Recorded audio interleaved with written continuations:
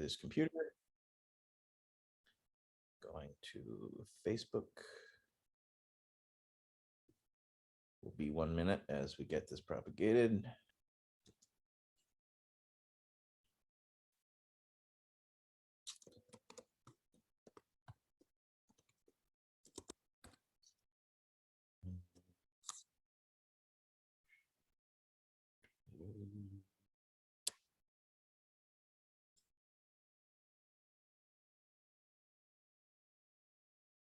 All right.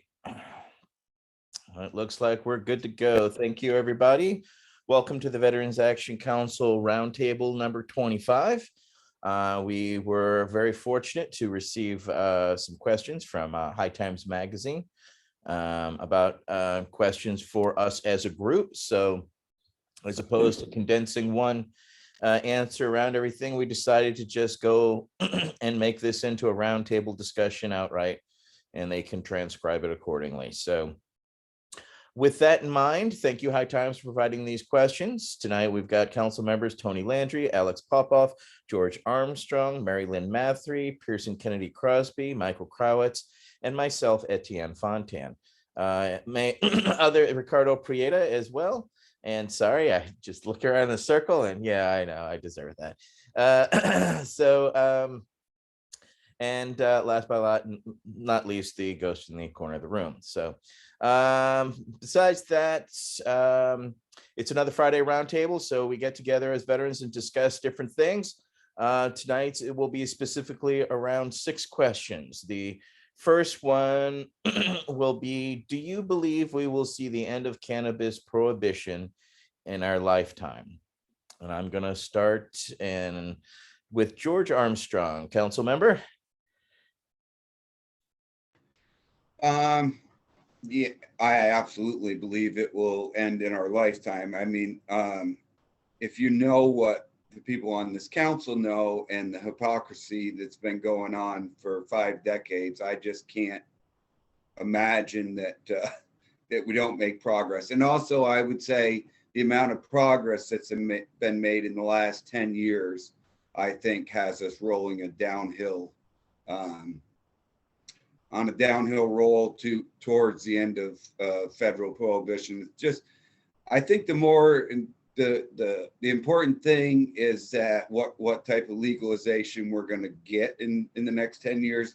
If it will actually be legalization, will we expunge all of the marijuana prisoners, and will every patient in America be able to grow the plant themselves if they choose to?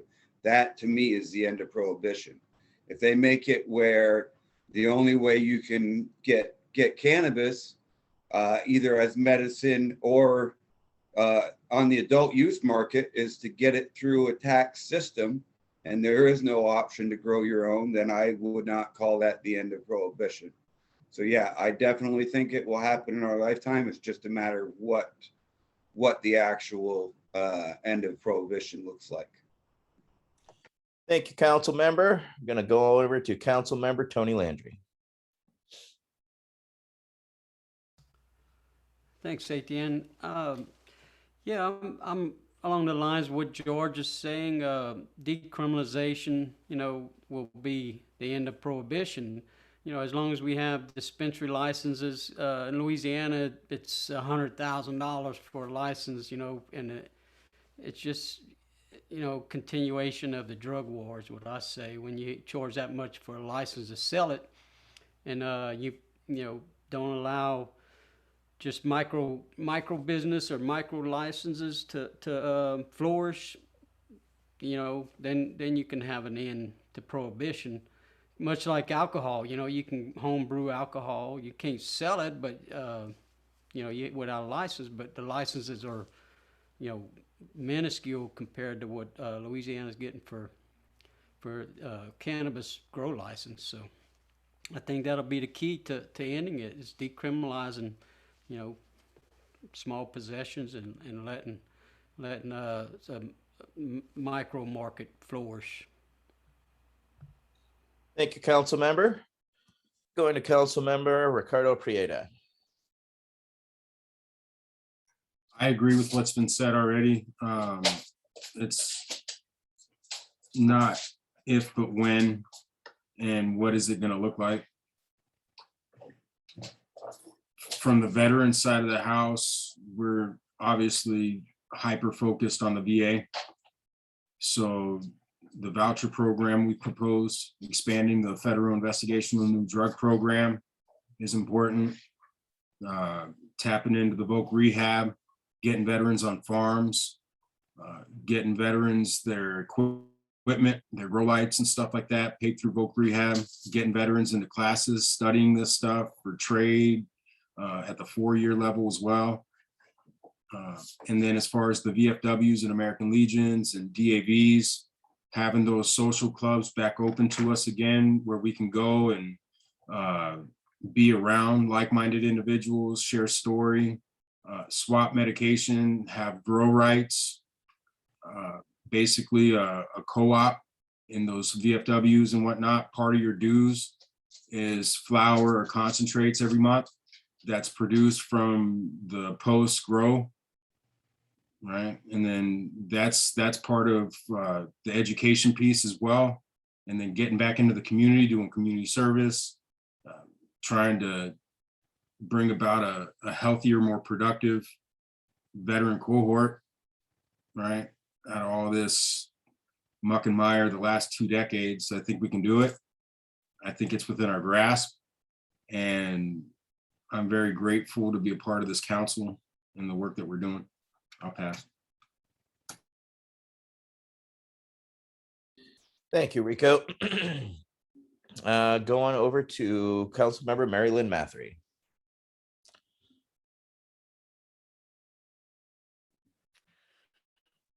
Yeah. I think it's gonna, hopefully I'll see it in my lifetime, since I'm probably the oldest one here, I don't know. But I think it will be, it needs to be completely descheduled and taken out of the Controlled Substances Act completely, so anyone can grow it. And otherwise I agree with everything everyone said. Ever since we've gotten the states to start passing the laws, and the UN with its moving it out of its restricted schedule, government's got no excuse. So as long as we stay active, I think we'll see it hopefully sooner rather than later. We just got to make sure it really is treated as a plant, as a helpful plant. And actually, my goal is that down the road, they'll actually go back in the day like the colonial times, when people had to grow it because it was such a essential plant for so many things, whether it be rope, food, fuel, etc., medicine. So that's my take. Thank you, Mary Lynn. That was great. Going over to Councilmember Popoff. Thank you, Etienne. I completely agree with what everyone said. To summarize the points that I feel are the strongest is, yeah, we should see it during our lifetime. It's not a matter of if, but when.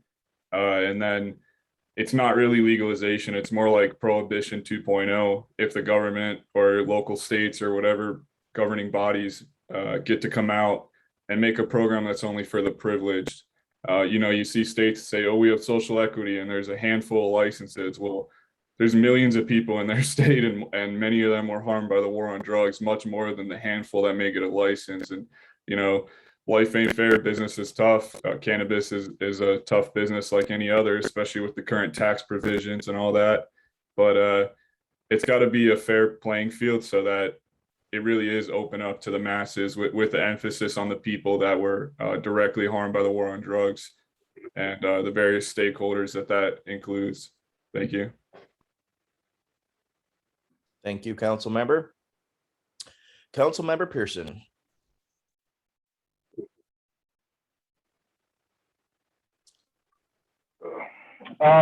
Yes, I do believe I will see prohibition before I die. Thanks.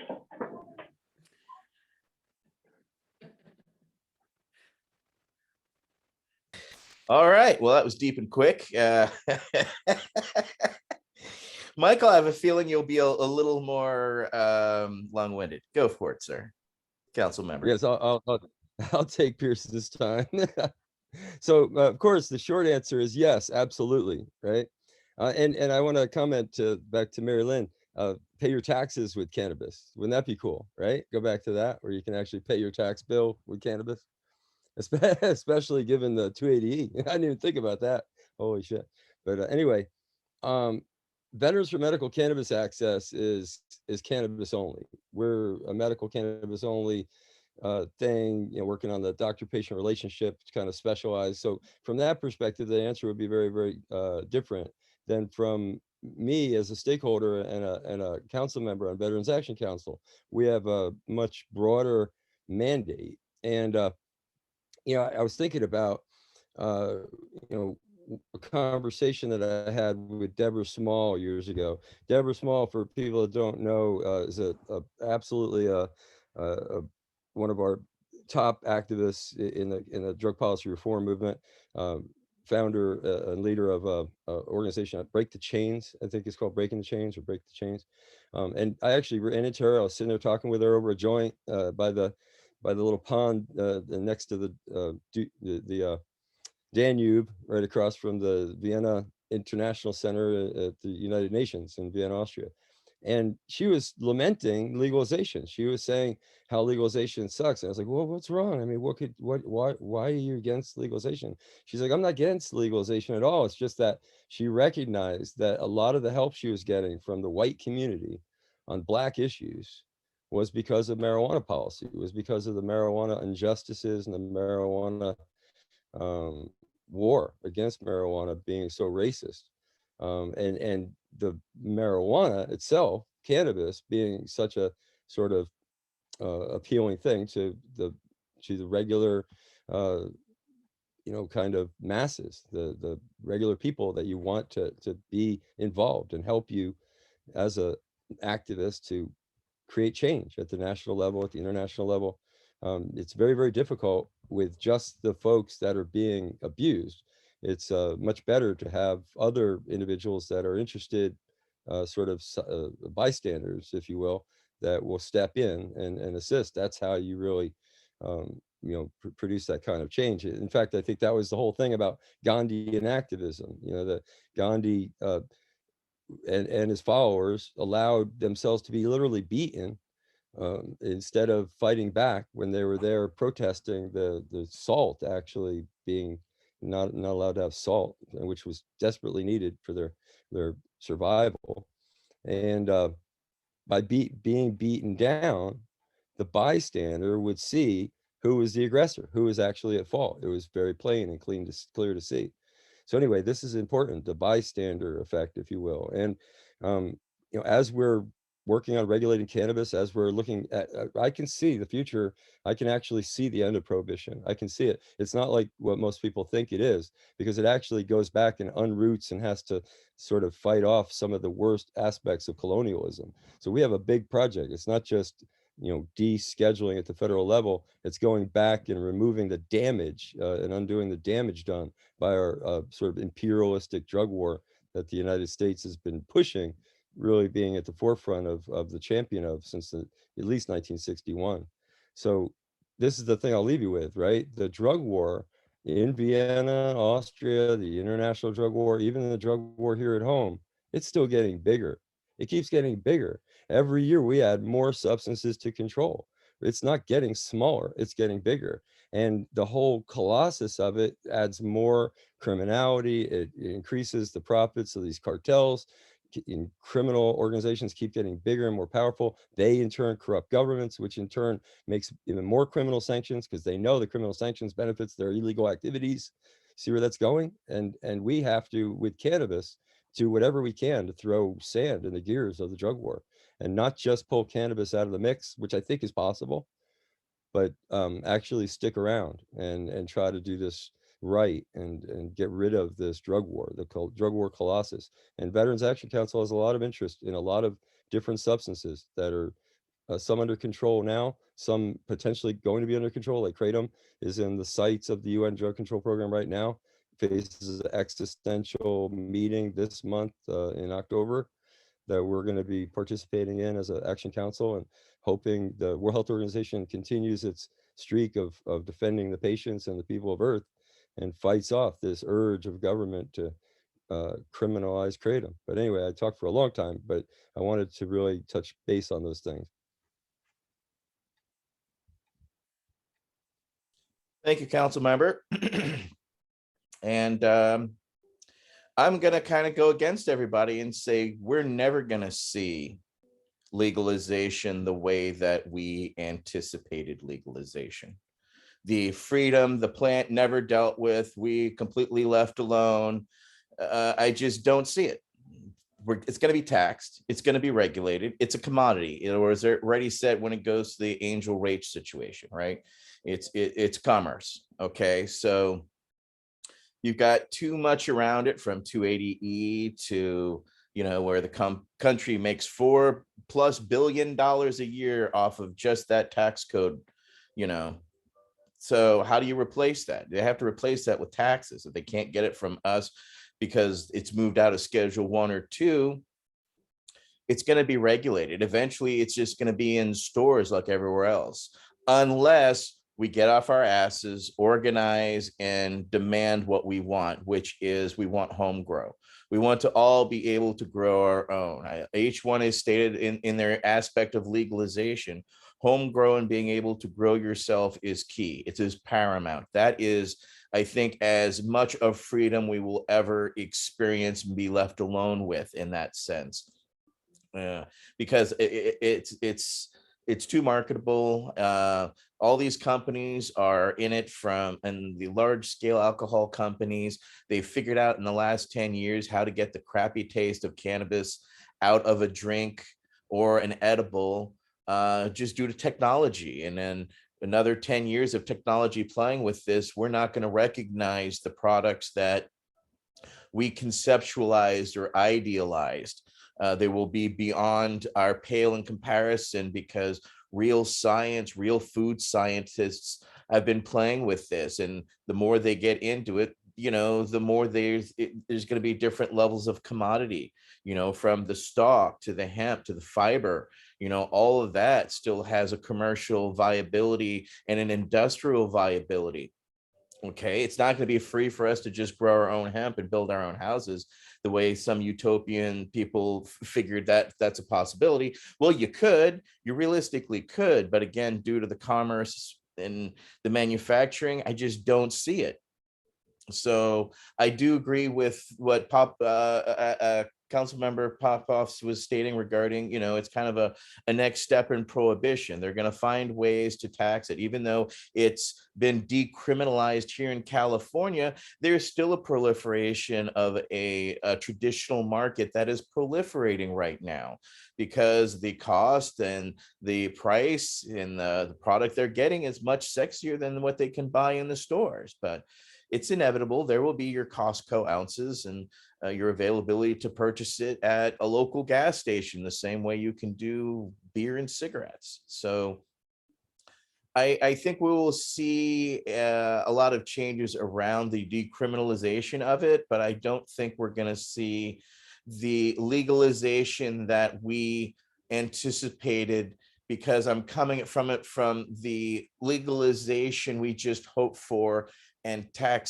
just tax it, we're fine with it. Well, now we've seen what happens when you tax it, and when we just let bureaucracy and overregulation take over, they can literally strangle any life and love out of this cannabis plant, which is a reason why we have to work together to envision what we want to see at a national level. If we just let it happen as it's going to happen, we're going to end up with this crappy over commercialized shit that people always think is good cannabis. But if you've actually grown your own cannabis, you're not getting stuff that looks like this, unless you do grow it yourself like this, because commercially you don't get it in the end product like that.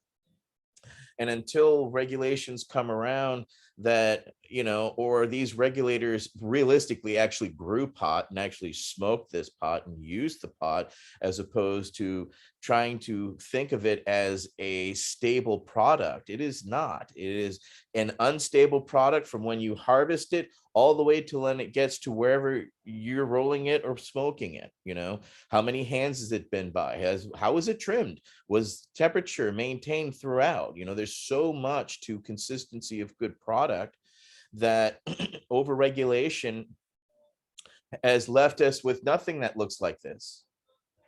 So again, if we continue to just let it happen, I think we're going to be further disappointed on what we allow. So we have to push back, is what I'm saying, and not settle for the status quo that we're given. Otherwise, we're going to end up with a lot of crappy Coca-Cola. Because I bet your original Coca-Cola was much better tasting than this crap that we're getting today. You know what I'm saying? Regardless, all right, that's my soapbox on that question. With that, we're going to go on to our next question, which is, who do y'all consider to be your mentors? So each one of us come from different generations, different lines. We all got into this at different times. So we're going to start off with Councilmember Armstrong. Who are your, and who do you consider your mentors? Who are the people you looked up to? Okay, so I'm going to explain a little bit because my answer to this is short. My mentors are pretty much the people on this council and like people that aren't veterans. So, but how I got to that was, you know, I never anticipated being an advocate of cannabis. I actually, when I found it and it brought me out of the hole, I started advocating for it and was really surprised to start meeting all these great people that have been working so hard for decades, like at the end and Michael and so many others. And that's where I'm going to stop with the list, because the once I got into being an advocate, I was blown away by the persistence of the people that came before me. So I'm only like 5 years in. I have so much respect for all the people that have been in it long term. I've been able to see a lot of progress, and I understand that, you know, that wasn't always the case. So as hard as it's been now, I think my mentors are all the people that came before me in the cannabis fight, that did it for the right reasons. So really, that's the short answer to the question on that. Thank you, sir. Going over to Councilmember Landry. Yeah, being from Louisiana, and you know, the laws down there, you had to really fly on the radar. So before I moved to Arizona and got involved with advocacy on a national level with the V.A.C., I didn't have really anyone to look, you know, toward as a mentor. But I got to say, once we got through with the work we did in the spring here at the UN, sitting through those meetings, and Michael Crowitz here, you know, invited us all into and taught us the ropes and you know, kind of on the big picture on what's going on at the UN. I didn't really have a mentor, but seeing the work Michael's done in the past, getting cannabis descheduled in 2020 in December, you know, working with other international groups, you know, affecting countries that, you know, we haven't even seen the likes of yet, having to adjust their policy because of the descheduling on the UN level. I mean, that's huge to me. That's, you know, have an effect on countries you've never even been to, that's still, you know, executing people for drug use. That is beyond my expectation as an advocate, you know, on a local, state, or national level even. So I would say Michael is my mentor, and I'll leave it at that. Beautiful and eloquent as always. Ricardo Prieta, council member. One of the beautiful things about life is having mentors, and I've had the great privilege of having many over my lifetime up until this point. And in the cannabis space, when I first got into it, Dr. Sisley was the first one I ran into, and it went from there. I was introduced to Marilyn Mathery and Al Byrne and Michael Crowitz and Alice Lurie Randall, who has been a tremendous mentor to me. And peer-to-peer, all of my friends in this fight, we, iron sharpens iron, and we're learning from each other. So, but there's also people I've never met, right, who I read about in these books, like Lynn Pearson from New Mexico, cancer patient, other individuals who fought very hard, Elvie Musica, Herb Rosenfeld, awesome people who just through their actions leave trails for us to pick up, right? And hopefully give on to other people. So I'm really appreciative of the culture that I've been able to get inundated in, steeped in. But I feel like I'm still a baby.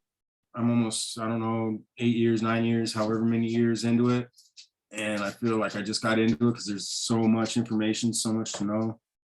And you're working with people who have decades into this thing. But it's fun, it's great. I'll leave it at that. Council member Mary Lynn Mathery. Yeah. Being a nurse, ex-Navy nurse, I really got my start in medical cannabis when I did my thesis on cannabis a while back in '85, and from there I used Normal. So Kevin Zeese and John Getman were at Normal at the time, and they clearly were helpful. The sad part is a lot of my mentors are dead now, but Norman Zinberg was a physician. He was actually kind of a key guy back in Vietnam, looking at veterans coming back from the war using heroin and how they got off it.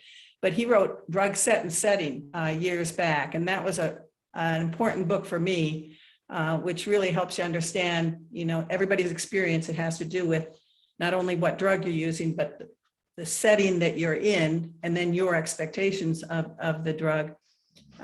Melanie Dreyer is probably my biggest mentor.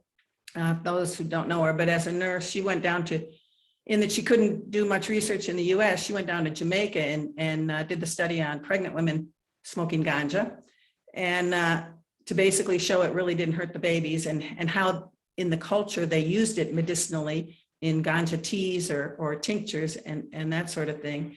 Melanie continues to this day. She's started with me on the board of directors when we started Patients at a Time. She was with us when we started the American Cannabis Nurses Association. And then, of course, the federal patients. Once I met them, Bob Randall, the first 5 of them, literally, George McMahon, Elvie Musica, Herb Rosenfeld, who am I missing? Corinne Millette. But Corinne, Bob, George are all deceased. But those patients getting cannabis from the federal government and being willing to speak out, they're the ones that probably kept me going in terms of mentors for just, if these patients can do, can fight for it, it only makes sense that healthcare professionals need to fight for it for them.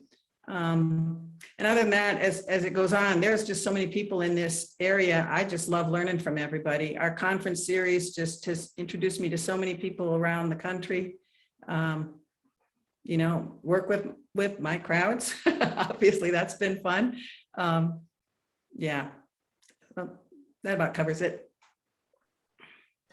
Thank you, Mary Lynn. Councilmember Popoff.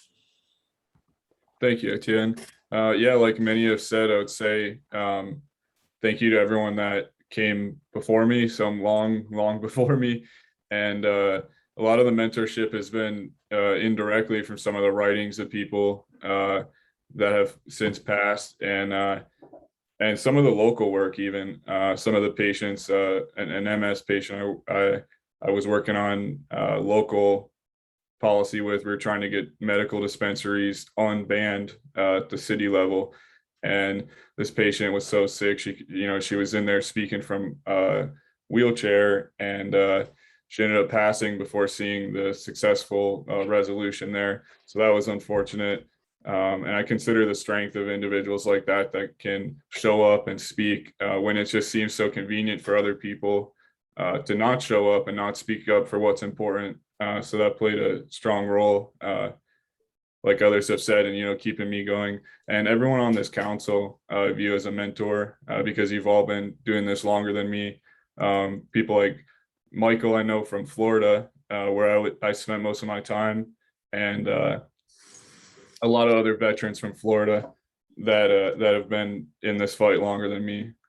So I'm thankful for all of them. Thank you. Thank you, Council Member. Council Member Pearson.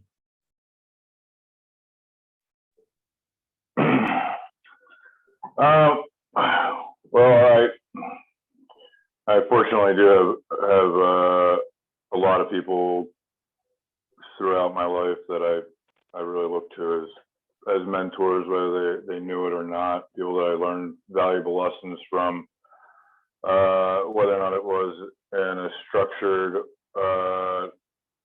known mentor-mentee capacity. But I mean, first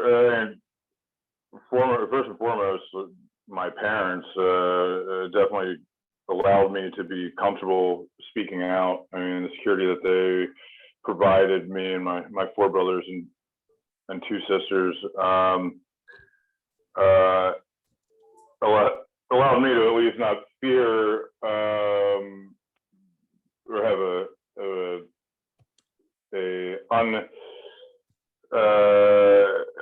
fear of getting in trouble. I was able to express myself young, and fortunately, when I say fortunately, learned the hard way a few times. I mean, 16 years old, I had my door kicked in by a squad of police when I first decided to try growing cannabis. And that was an experience, but I got through it, came out a better person. Moving on, I mean, during the Marine Corps, I don't know if Puff Daddy's on, but Puff Daddy was definitely one of my someone I sought knowledge from and looked to as, for example, him and my squad leader at the time, Sergeant Watson, Casey Watson, was one of the Marines that everyone thought was a step above everyone else. So I always strived to beat him in everything I possibly could. And then, I mean, I like to think I learn from everyone I meet, and therefore it's something that I can look up to everyone, because I know everyone has something to teach me, whether it be a good lesson or a don't do that lesson. But like I said, I'm fortunate to have a bunch, and the areas that I was fortunate enough to have them in my life was, the universe telling me to do something. I listened. And getting out of the Marine Corps, John Bernadette Heenan, two of the most incredible individuals I've ever met. I mean, outstanding people, and I'm lucky I have them in my life. You know,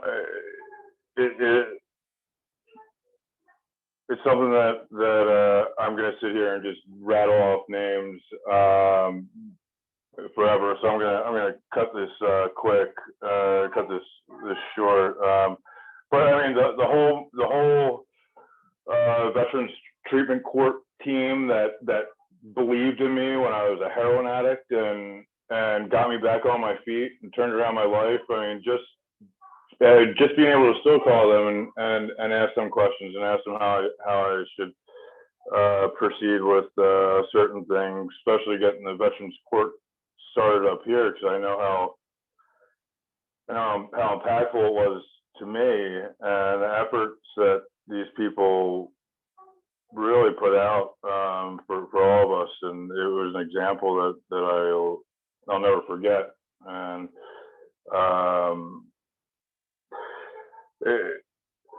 and you know, I like to think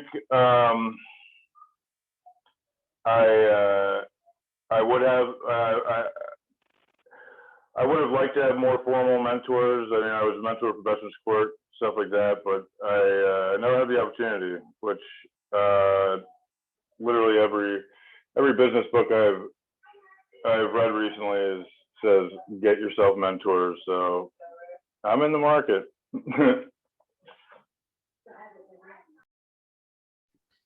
Thank you, council member. Going over to council member Crowitz. Thank you, Etienne. So I was trying to think back to the beginnings of my activism. And first, before I say anything, I just want to say I thank everybody for the work that they put in on a day-to-day basis. I learned something every day, and y'all are my mentors for sure. That's how it works. But I was thinking, you know, my kind of activist tenure has been sort of three different parts. So I started out very much in a mentor sort of situation. I'll talk about that. And then later, it was almost like I went to Cannabis, not even Cannabis, but like Drug Policy Reform College, because I got involved with Kevin Zeese and, you know, the beginning of the Drug Policy Foundation and the Linda Smith Center and all that stuff. I mean, it really was sort of almost like a formal apprenticeship, you know, where you learn everything. You learn all these different disciplines. You don't just learn one thing that you went there for. And then finally, this latest part of my life, which was totally unexpected, is like research. It's like PhD shit. It's like, you know, pulling up the 10,000 page documents and trying to figure out what in it you need to learn, and then calling up the author and be like, you know, try to explain this to me, you know. So you're like, you know, grabbing these PhDs and lawyers and all these minds and trying to just, you know, you feel like you want to do a mind meld and just soak in everything they know, you know. But when I started out, right, there was actually the main person I'd say that got me started was Chris Conrad. And I had actually found him over in Amsterdam, and he was running that little he was running the counter at the little hemp and hashish museum, Ben Jonker's museum at Sensi Seed. And he got me started, and he was really my mentor. A lot of the stuff that I learned, I took directly from him. Then the kind of another guy that jumps out at me early on was Dr. Tom O'Connell. He passed away, so he would definitely be active. I'll tell you, if he was around, he was a military veteran and a badass and truly influential.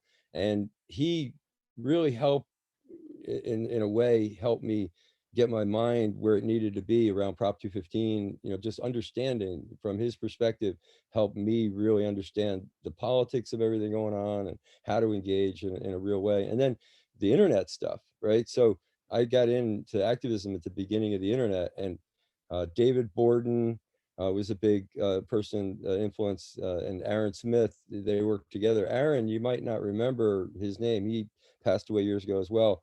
But he was at Columbia University and took on CASA, the Joe Califano quote unquote think tank. I mean, he was this Joseph Califano guy, you know, got high credentials, and he's inside Columbia University, and he puts out documents and it makes it sound like they're really great, but they weren't peer reviewed, and it was just a bunch of bullshit. And Aaron went against him, and learning the internet from those guys at the very beginning. And then the next layer was Matt Elrod and Vivian McPeak, who helped me get started with this using the internet, using it like before today, when we have all these different ways to communicate. Back then, we basically used email, and then we got on to like groups and news groups and stuff like that. And email lists were incredibly important, still are really a tool that are underutilized today. But email lists and email distribution lists, those are the guys that got me started on that. And Scott Bledsoe, I want to mention him before I do. Mario Lapp was another guy in that internet loop. He ran the Access for All, the internet server over in Netherlands. And for a moment there, it looked like we were going to lose the internet in the US. And we had a lot of stuff on the Netherlands server, and we were fighting against a group that you probably heard of. Scientology was the ones trying to take us off the web. And they're pretty big and pretty powerful, and we were fighting them, and that's fun. So, but anyway, Scott Bledsoe, I want to mention him because he and others down there in Florida, when I got started the Florida Cannabis Action Network, they taught me how to use video as an activist tool. And it's like really simple, but understated stuff where you have a 3-person team. You have one person get in the face of the cop or whoever you want to catch on camera. Next to them or over their shoulder is a camera person with a camera.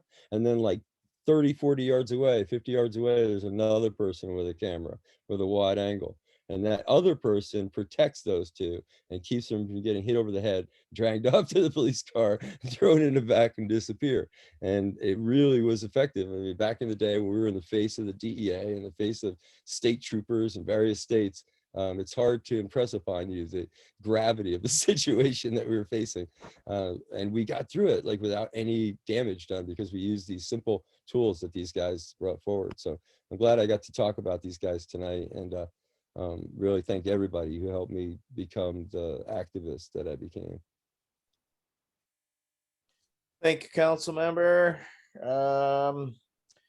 Well, I've been doing this 30 years, so strap in, there's a few. Some people became mentors in my life just because of things they said or did. And the first one was Mr. Coleman, who kicked me out of Catholic school after I was caught 1.5 miles away on a choral competition in our competition's bedroom by their chaperones with alcohol and cigarettes. And I was basically told I was never going to amount to anything. You're a piece of shit. You're going to fail and no one will know who you are. And that was more motivation in life sometimes than one realizes, but it was one of those that kicked me in the ass early. My mentor in the military was Dave Schultes. He was my sergeant that I first took to, that really showed me the ropes, that taught me how to be a good gun bunny. It's one thing to be in artillery. There, you don't have to really be that bright. It's a 30 ASVAB, so you don't have to be smart. However, he was one of the brighter guys out there and really taught me, kept me along. And those days of hell when we were in combat together, we're forever bonded by. When you've been through multiple battles with people, there's just a brotherhood that's built. And we don't even speak to each other anymore, but I still love and miss you. Greg Mars, who was the drummer in my band. I was in a punk band back in my 18, 19, 20-year-olds when I was in the West Virginia Army National Guard. I spent my weekends when I wasn't in drill guard in my bald punk garb and my steel cap, Doc Martens, going around finding Nazis and beating the shit out of them. But Greg basically said, we're going down to this rally, and if you don't come with me, fuck you. And I did. And fortunately, it was there in 1989 that Jack Herrera was on the quad yelling, and he was that person I would share that joint with. And then the other person I would share that joint with was Debbie Goldsberry. And they inadvertently became my mentors. I bought Jack's book, wrote a paper on it, and inadvertently later, Debbie got me involved with the Cannabis Action Network. We were just destined to work together. 3 years by accident later, I found myself in San Francisco at the Cannabis Center and Emporium, which was done by Dr. Todd and Dale Geringer from Normal, or again, mentors to me. they had a hemp store, and in that hemp store, Debbie happened to be working, and she's like, "Hey, Cannabis Action Network is having a meeting in a couple of weeks. Come on down." And I happened to be walking by while the guy was barking on the city, saying, "Hey, come on down." And then I went down there, and the person speaking what became my mentor, who was Dr. Todd McArea. He's like, "Hey, I don't have any Desert Storm veterans, and you say you're using marijuana for us, so sure, let's talk about it." So Dr. Todd was really my first kind of baptism by fire in the movement. And if any of y'all have known Dr. Todd, he was a spunky, full of energy, totally devoted to cannabis, and as intelligent and as a doctor was, and was pushing the envelope. The first two people I went to lobby in Washington, D.C. with in 1994 were Dr. Todd McArea and Dennis Perrone. So Dennis Perrone was also one of my mentors. So I have been kind of inadvertently touched as some sort of, I feel like a Forrest Gump almost in my movement, in the sense of who I've kind of ran into and who inspired me, because Jack was a fucking bombastic blowhard and kind of a dick, and I loved him for it, because he was not afraid to call activists for being lazy, sitting on the fucking couch.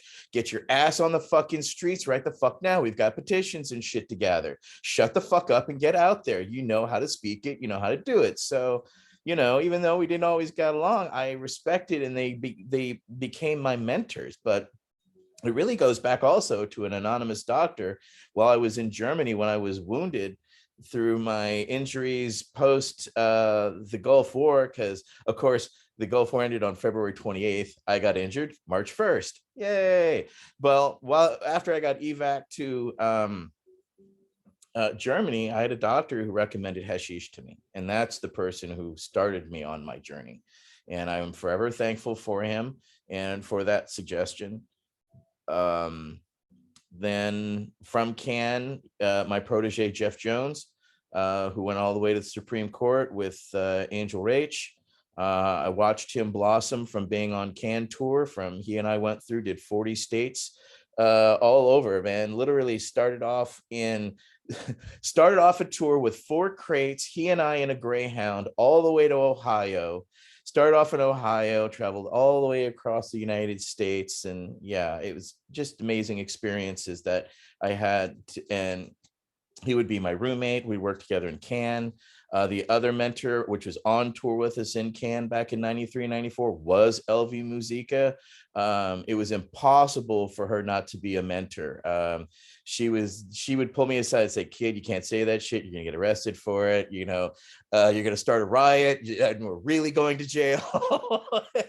So, she really kicked me in the ass on the road and was like, "You can't do that. You can do this though." She'd be surrounded by cops and fart like a fucking fiend, like, "Oh no, I'm sorry. I get nervous. I get gassy." So she taught me chemical warfare. I mean, all kinds of crazy stuff that these activists will go for. So yeah, there's a lot. Robert Randall, of course, because I learned about him via LV, because LV learned from him, and Alice O'Leary Randall, and Irvin Rosenfeld, and George McMahon. I actually got to visit all these people, see their tins of legal marijuana. And yeah, they inspired me. I mean, as a patient who was not a federal patient, I mean, it's really, they were the persevered people who went through the darkest of the dark ages. There was no trail, there was no light. It was fuck it or be damned, death or I'm going to try this. And they were the leaders. Dr. Lester Grinspoon, Michael Crowitz, one of our members here. I've considered him a mentor and follow his work, and I'm very thankful to be working with him. And all the other members here I consider you mentors and mentees. I'm learning and I'm teaching at the same time. Dr. Arnold Hazekamp, who helped us rediscover THC in the United States. If it hadn't been for me bringing them here, we wouldn't know THC and CBD. Yeah, I know that's crazy, but it happened like that.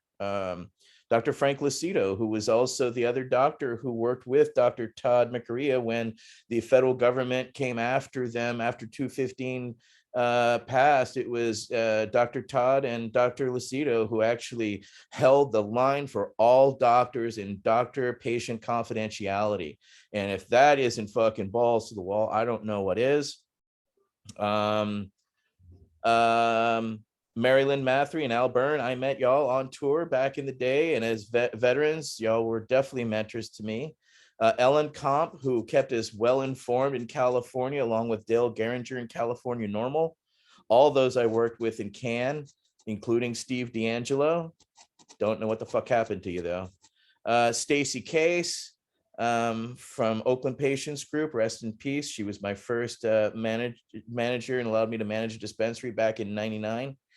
Ed Rosenthal for taking me under his wing and letting me learn how to grow better. And I got to teach him some things as well. Don Duncan and Jim McClellan, Debbie Goldsberry, who were the original founders of Berkeley Patients Group. Y'all set the groundwork. Rest in peace, Jim. Rob Connell Clark for all the books that he's done.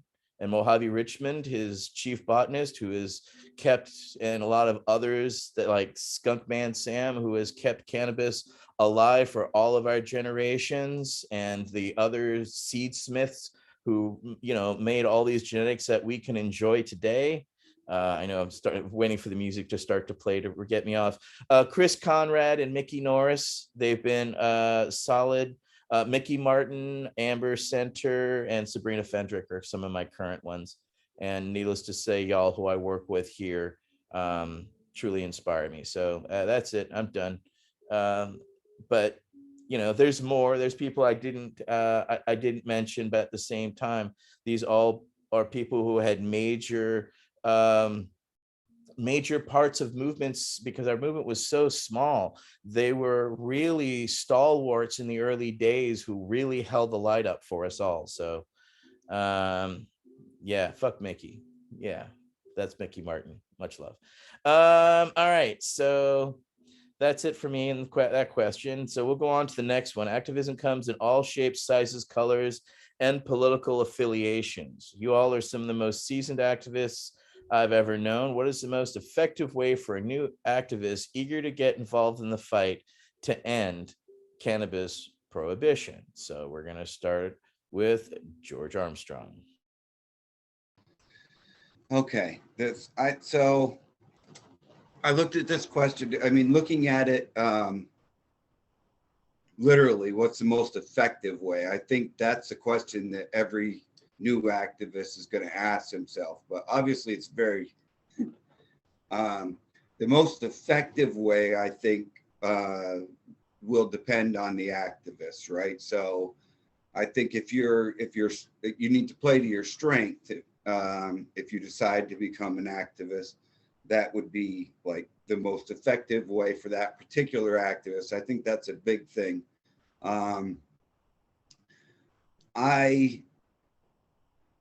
I think the real answer to this question is like the answer to a lot of questions. It works if you work it. Show up every day, slip your boots on and go to work.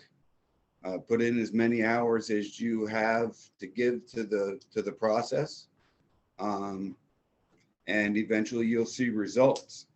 But I think I want to take this question to bring in the veterans perspective, especially the veterans activist perspective, and a lot of veterans jump into this kind of stuff, and when they're fresh from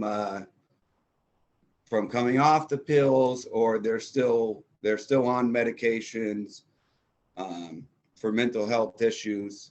And it's a cautionary tale because these veterans, in the last 7 or 8 years, many of them go out, tell their story, and and pour their heart out on these stages. And, you know, a few years later, they're in worse shape than they were before. So I think it's hard not to get it's hard not to get affected when you're telling your story out there. So I would just I would tell all vets to be cautionary about that. It's a very personal thing, and I think it's what moves us forward. So I don't want to discourage anybody from telling their stories, but there are some stories out there of veterans who haven't their outcome wasn't as good because they were an advocate and some of the things that happened afterwards. So a little bit of caution there, but I definitely think the most effective way to be an advocate is to just keep showing up. I think the mentors that everybody talked about in the last question, the way these people just go about their advocacy with dogged persistence. And I'm going to slip in. I feel a little bit embarrassed that I didn't mention all the federal patients in the mentor question, because somebody said in the chat, I believe they are definitely all of our mentors. So I think those are going to make the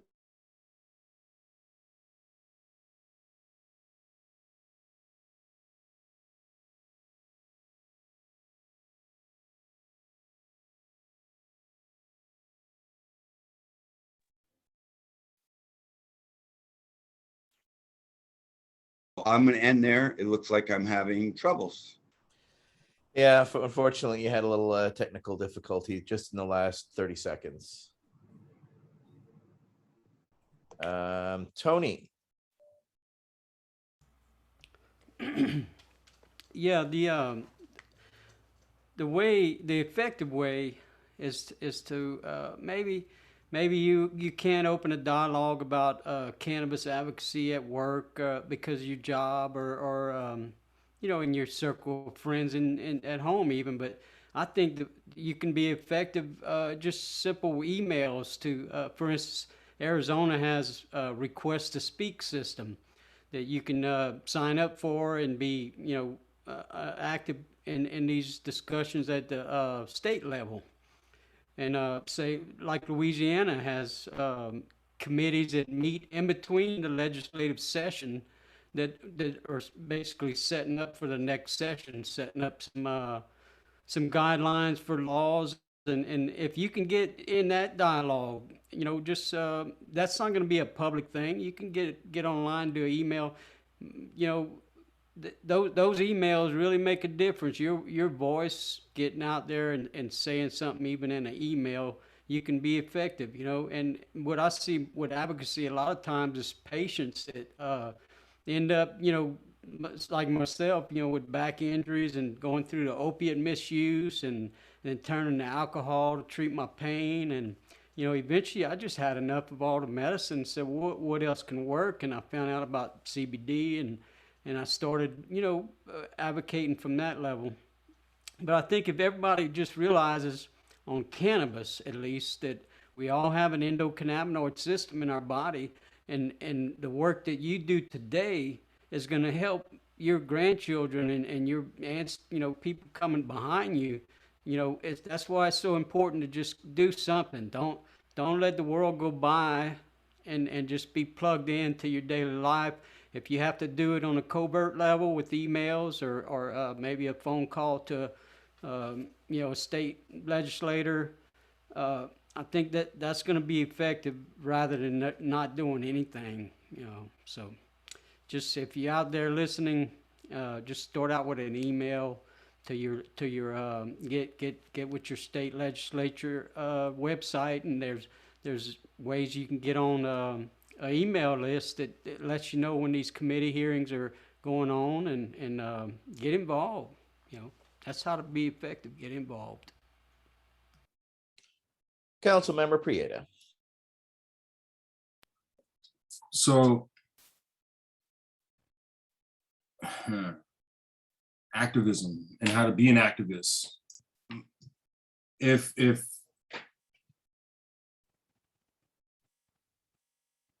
I'm sorry, I paused because I want to think of a nice way to say this. I would recommend or suggest, highly recommend, that your activism, whoever's out there, whoever's going to listen to this, read this, or what have you, that I would suggest that your activism start with you. So if you know you're living a lie, as it relates to cannabis, I assume this is geared towards cannabis activism. If you have found that cannabis is helpful for you, helps you calm down, you're using it as a medicinal herb, or you found that it helped you get off of alcohol or quit tobacco or maybe quit pharmaceuticals, and you feel that you can't live your truth and be who you are, either in work, at home, or amongst your friends, I would suggest and highly recommend that you evaluate that first and find the courage to live your truth boldly in those areas. And if your work doesn't like it, perhaps you should think about going someplace else that's more accommodating or accepting of who you are as a person. And if your friends have something to say about it, maybe they're not really your friends. Maybe they're just some people you know, who you hang out with every now and then, and that's all right. But there's a difference between friends and people that you just hang out with. And then your family, well, there's all kinds of family relations. Nobody in your family has to, not everybody has to approve. But it's important for you to be who you are and not try to please somebody and build up false relationships amongst your personal life. Because if that's not in order, what good are you out here? And that's not being mean. That's just trying to look out for you as a person, as a human. Do your self-check first. And for me, that self-check came with a lot of therapy. Years of therapy. It took me a while just to break down with my therapist, my counselor. It took a lot for me to be an advocate for myself, to get out of my own way and to go and sign up for my therapy sessions and to go and be diligent about the work that I knew I had to do for me in order to be me before anything else, a student, a friend, a family member, anything, me. And once I got comfortable with who I am, my truth, the flaws and errors, I'm not perfect. I'm very flawed. You ask anybody on this council member, anybody that knows me, I rub a lot of people a long way, but I do it honestly. So with respect to activism, ask yourself what your intentions are then. Because if it's to make money, that's the wrong field. If it's to get recognition or pats on the back, it's not this field. We lose a lot. We lose a lot of ground, and the victories that we have when they come, they feel huge because we lose so much. And the professional opportunities are very limited when you're living your truth and when you're standing your ground. Some people aren't going to like that. And again, we're in a free country. That's okay. But part of that free country and part of that process is to engage the system then at that point. And once you're there at a really necessity. Because again, you found that, yeah, people aren't as accommodating as you thought they were when you were going along with the program and the status quo. And as soon as you challenge that, as soon as you become the other, as soon as you're not fitting in with the popular kids at the table, then yeah, it becomes a little bit more difficult. So the personal toll is real. The financial toll is real. The hard realities are real. Losing friends who are here with you. And think about who's in this field, especially as it relates to cannabis and these other movements. We're talking about the disenfranchised. We're talking about patients We're talking truly the other. So before you go and yoke up with us, we're already here. We've already made our commitment. And just because things look shiny now, that doesn't mean anything for the future. That really doesn't mean anything for the past, because it's just a part of it. And the only time it means something is when you take the whole picture into consideration and start to mention the fallen who aren't here with us, and start to acknowledge the sacrifices that have been made, the people who had to go to court, the people who had to fight, the people who were getting persecuted in a real way and still are. It's still going on. It's not like it stopped after a certain court case. No. But ask yourself your motivation, because it's not a sane thing to do. This is not this doesn't create an even footing. It's very uncertain at times, frustrating. I'll leave it at that.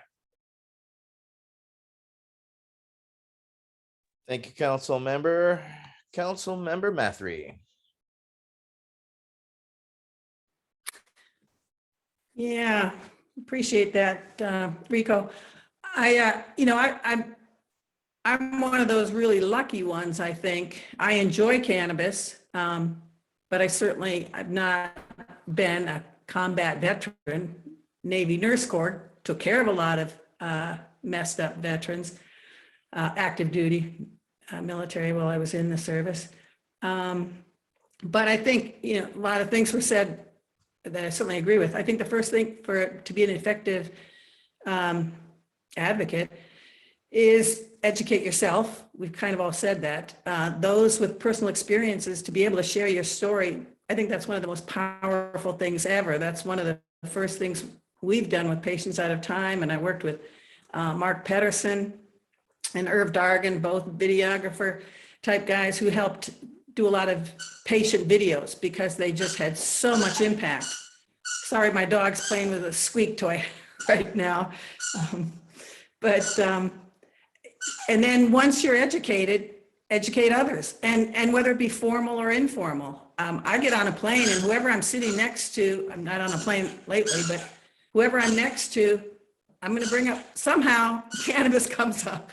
And the good news is nowadays, most people are on the same wavelength, but for the most part, they're clueless. They've never heard about the endocannabinoid system. And they have so much misinformation. And the sad part is a lot of it is with healthcare professionals. For our part, I chose to educate healthcare professionals because I think it's ethically, it's an ethical responsibility of every healthcare professional once they find out about the endocannabinoid system. But once they find out how much cannabis is helping someone, you just can't turn your back and say, it's illegal, not my concern. They do it all the time, and that's what we keep going after them. But people, it's already been said, to educate legislators, to write, call them up, write them, visit them when you can, especially when they're not in session. Try to really educate them.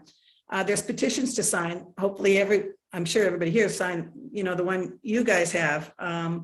Patients Out of Time, we've got a petition too to deschedule cannabis.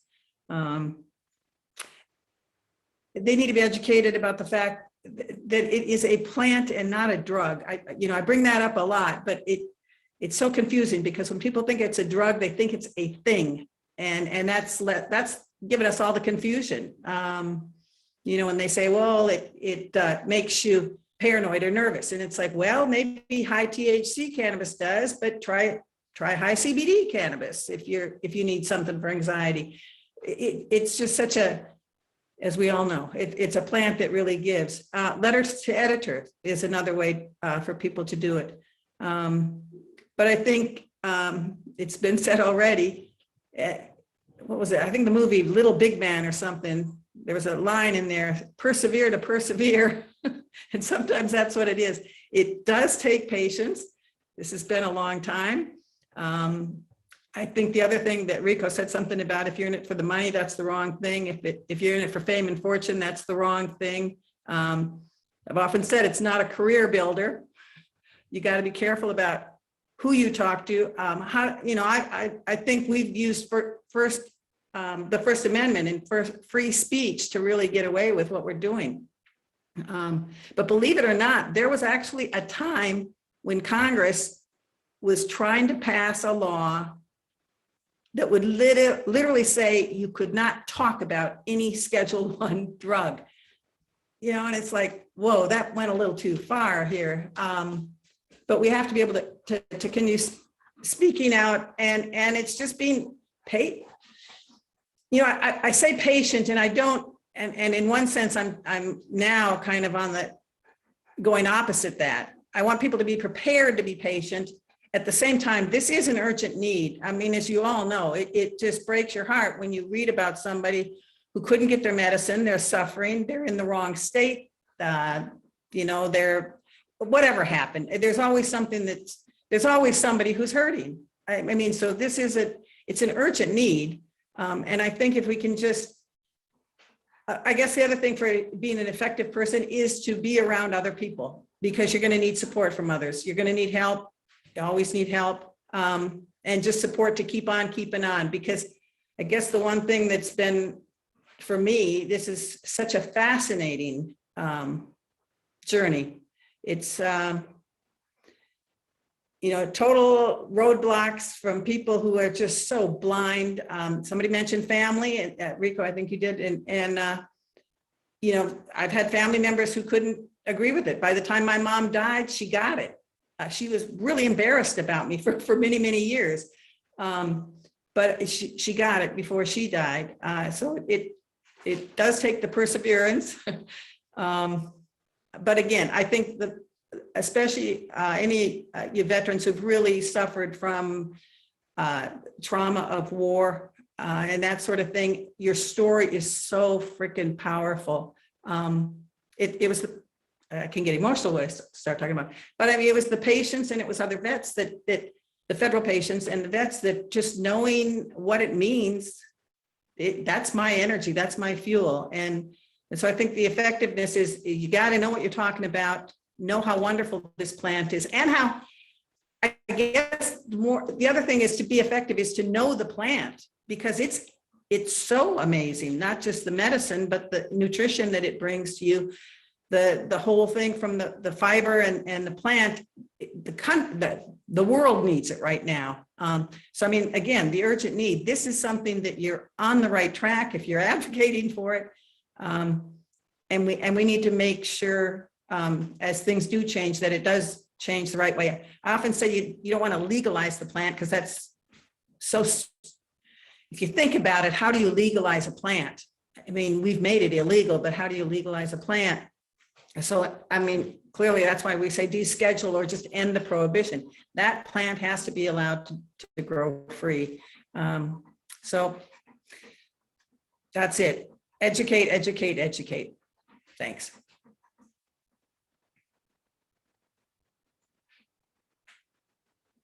Thank you, Mary Lynn. Going over to Councilmember Alex. Thank you.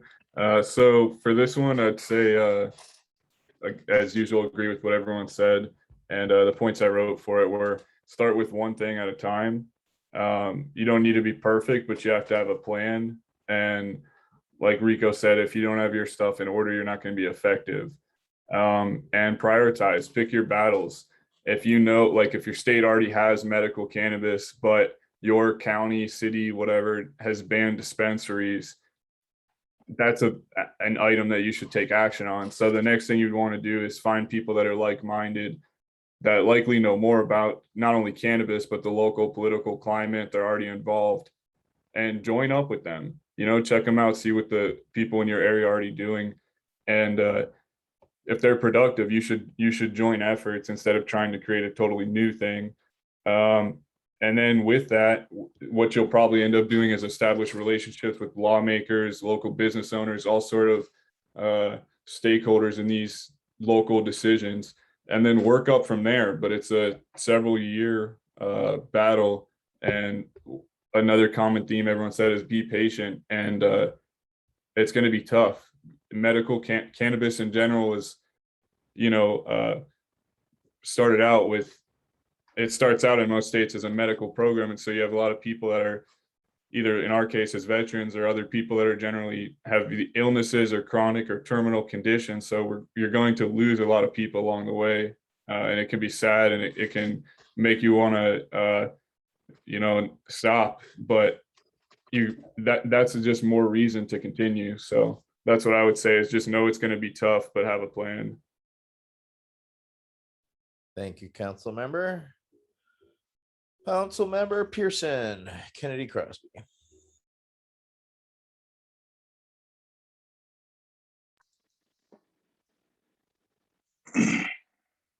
All right, can you hear me? Yes, sir. Cool. My phone froze for some reason. It's snowing out. So I'm going to go off of just activism in general, advocacy, because it's important that the person that is attempting to help chooses the best route to help. From what I've seen, the people that are most effective are people that have been in the position of the issue that you're trying to they've been affected by the issue that you're trying to counter or change. That being said, you want to know yourself before you dive into something like this, and once you decide what you're able to withstand, which nobody really knows until you're confronted with the worst possibilities that lie within what you're fighting to change. It's not easy. It's not rewarding. I mean, it's very rewarding, excuse me. But it's not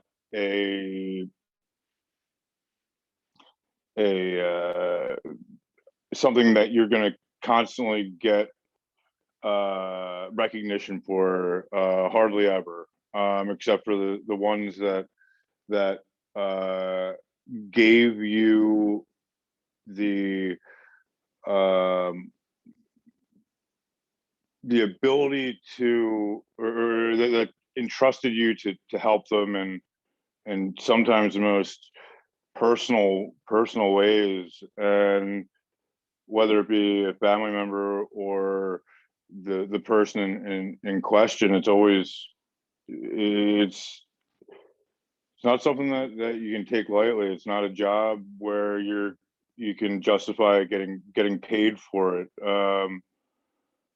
I mean, the number of people that have come to me over the years that have passed, sometimes with them reaching out to me hours, minutes, days prior to them either ODing or committing suicide, or doing something that they regret for a long time, and it's something that you have to be ready for. You can do everything right, and still not be able to completely handle the situation, which you're never going to be able to do that. So you got to understand why you're doing it. You really got to be in it, because it's something that if activism is in the title, or advocacy, there's more time, more likely that people's lives are going to be relying on your effectiveness, or the forward progress of something that's really serious to the community, the nation, the world. And it's not something to be taken lightly. And the going into it for reasons other than to fix the problem will be spotted quickly. I wish I could say that it's quickly for everyone, but I've seen a lot of examples of people that slipped through the cracks that were just in it to benefit from their ability to say that they are doing something that is noble, with other reasons behind why they're doing it. All right, and once you figure out the why, you want to figure out the missing link. Where is the issue therein? Issue that is keeping this thing from not going the way that you believe it should be, and that goes back to education. I mean, we all have Google, and we all have Google Scholar. Google Scholar is a good reference. Google plain search is not so much, unless you want to pick through everything and then re-look at it through evidence-based documentation. Don't start another nonprofit organization. There's 4,500 of them, last time I checked, that are active for veterans throughout the. Now I'm thinking, now that I say it out loud, it might be 45,000. There's a few that are big, and most of them are ineffective. It's the local chapters that are. It really depends on the people. The people that are they're driven in the same way that I hope you are, if you decide to take on the hardships and the glory of activism. And it's something that you got to really believe in. And if you are helping people with something that is truly life or death, or something that's going to change their life forever, you really have to be honest. Most of all, I mean, if you aren't honest, you're going to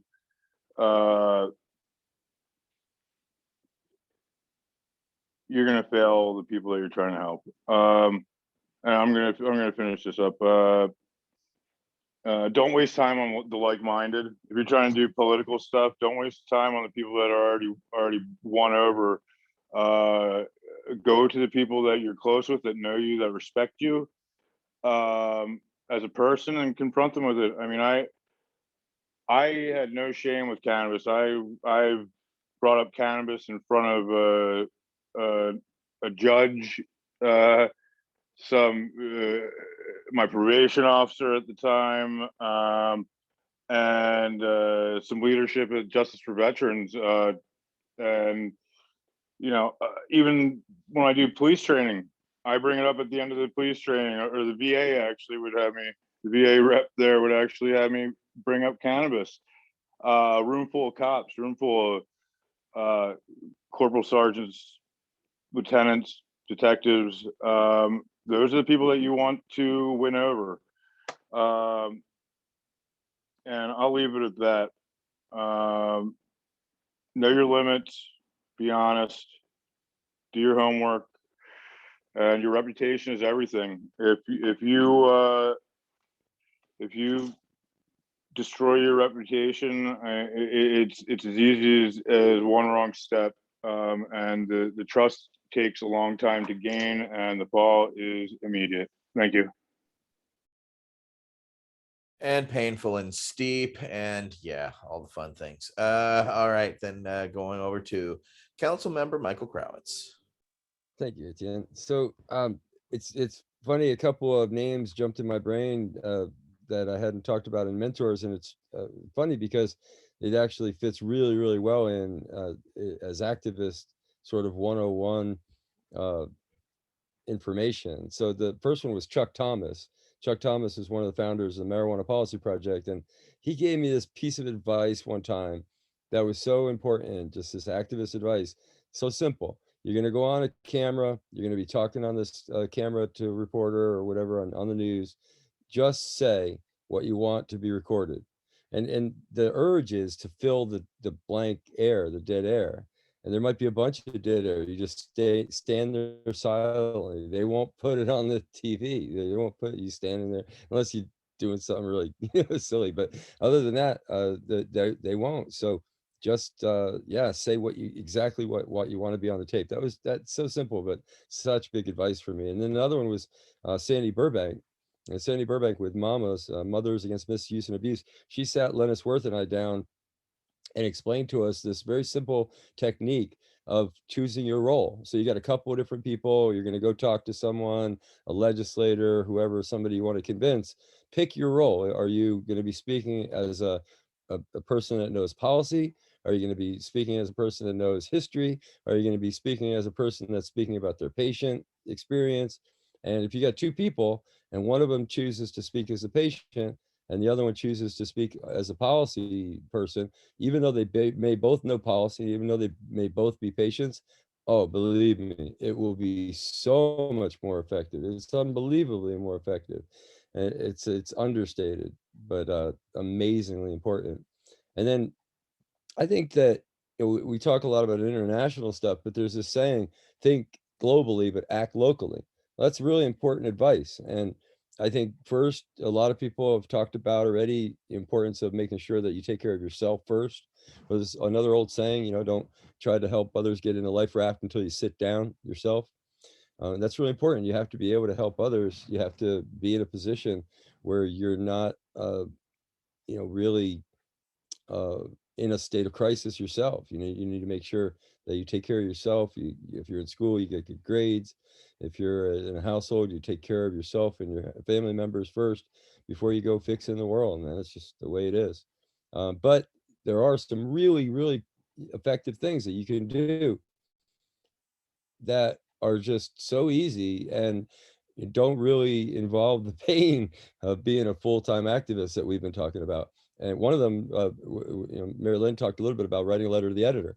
That's such an easy thing to do. You see an article that talks about something about marijuana, something that comes up in the newspaper, you respond, you write a letter to the editor. You can even do it anonymously, write a few paragraphs that really state what needs to be said. That gets printed. That's really valuable. That can be worth thousands of dollars in ad space just for getting that little letter to the editor in. And you equally write a letter to your representatives, your elected representatives. Don't assume, and I think this is the worst assumption that a new activist can make, is to assume that there's people out there doing all this, that there's big organizations and lots of funding and all this stuff's happening already. Never assume that it's being done, that somebody's doing it. It's probably better to assume the opposite, much safer bet. And go speak to your representative, speak to them in person. It's very unthreatening. They really do, in the vast majority of cases, really appreciate hearing from you as a constituent. You speak to them patiently and you speak to them calmly and politely, and they really will really appreciate it. Writing them, speaking to them, talking to them about these issues and about what you need in your community, at home. Work close to home, give input on things that affect you immediately. And this process of legalization turns out is much more complicated than we thought. And there's a lot of moving parts. So as we're working on legalization at the legislature, give input, participate, pay attention to the documentation. You reading a proposed bill and then giving input on it can be so valuable, because a lot of times we have paid lobbyists that are looking at it from a very particular perspective of that company's bottom line, not necessarily taking into consideration a lot of issues that really affect us all. So that can really be of help to the community and very easy to do. Thank you, council member. Well, I'm gonna say dress the part, act locally, think regionally, react nationally, plan internationally, educate those around you, smoking circles, whatever. That's where it started for me, just being in my smoking circle and talking to those around me. Attend local meetings, attend local rallies, attend things that move you, attend things that inspire you. Find your internal fire and fucking keep it lit by any fucking means necessary. Accept criticism, admit defeat. It's okay to be wrong. It's okay to apologize. It's okay to walk away and recuperate. Learn how to fucking rest. We know how to fight. We were taught how to, but we weren't taught how to rest properly. And as activists, yeah, watch out for burnout in yourself and others. Speak your truth, stick to your beliefs, be adaptable and open to working with others. Shut up and listen. Be mindful of what you speak and have sayings you want to say to the media. Nothing more, nothing less, especially to the media. Just keep moving forward. Rico really talked on this. Be centered. And by being centered is by being healed and being ready. So be centered, be prepared for anything. Have patience, have no expectations on an outcome. Do not set yourself up for disappointment. We've all done it. It's okay to walk away when you're not feeling it, but stick to your beliefs, believe in yourself, trust your inner voice. It means everything. Don't do illegal things unless you're prepared to do the time. Be prepared to stand completely alone at times. Collaborate and vote. And if you're a veteran and you would like to join us for some advocacy, in May of next year, the Veterans Action Council will be teaming up with the National Cannabis Industries Association for lobby days. And it's going to be mid-May. We don't have dates yet, but we'll make them aware. But that's one way you can come out and get involved. They're going to teach you beforehand. There's 2 days of teaching us how to lobby. And then we're going to get lists and we're going to go visit about 4 to 6 a day. And you're going to come away with a deeper and greater understanding of the political process and where you fit in it. So that's the national. So if you want to get involved, then stay tuned for further details. So on to question number 4. We still have many states that don't have medical cannabis or retail cannabis programs. Why is it taking so long for medical cannabis access to start in all 50 states? Councilmember Armstrong. Well, how did we get here? That question, I mean, this is kind of a little bit of a pet peeve for me. It's like we allowed them to break us up into this patchwork of legalization, different types of legalization. And but when you look back at it, that like in 1996 we had Colorado, right? That's the first state that broke that barrier. But by doing that, we ignored the fact that we already had federal patients, right? And we ignored the national, so the national patients, the federal patients, and we ignored the implications of the 1961 treaty, so the international stuff. Once they're allowed to break it down into states, we're a nation of 50 states with 50 different governments. If you look at the end of alcohol prohibition, we still have dry counties in this country. The end of alcohol prohibition was almost 100 years ago. So I think to what Etienne was saying, you know, what actual end of prohibition will be carries weight in this situation, because I don't think they're going to pass any type of federal legalization without leaving something up to local governments. Because if you look at the way it's went, like I said, how did we get here? A lot of state laws, especially if they're allowed to grow, this is the stuff that they look at. So I think it's going to affect it. So we had Colorado start in 96, and I think I think it's kind of silly to think that Alabama and Mississippi and those states are going to get medical programs, even like real viable medical programs. Even if they are passing these CBD laws, I just don't see patients getting the relief they deserve in those states if we're going to break it down into state by state. And I think that's why it's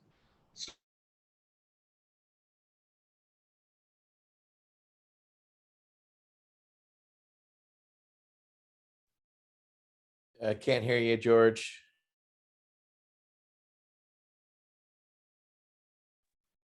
You cut out again. You want to try again? I have no value. There you go. Oh, okay. So yeah, I think to I'm not sure where I broke out. Sorry about the internet connection. I'm not even in the middle of nowhere, Pennsylvania. I'm 60 miles from Philadelphia. So yeah, I think it's silly to think that we're going to get any real legalization in all 50 states. I think we got to this position not by our choice, but because advocates were basically forced to work in their state because that's where they could make change, because state laws allowed for it, and with the roadblocks being provided by the federal government, which is still being provided, you take what you can get. And I think that's what we have. We have exactly what years and years of hard work have gotten us. I think it's up to 27. It might be 29. Somebody can correct me if I'm wrong, but yeah, I think to the question we were talking about earlier, it would be a travesty if we had to wait for all 50 state governments to free this plant. So yeah, that's why it's taking so long.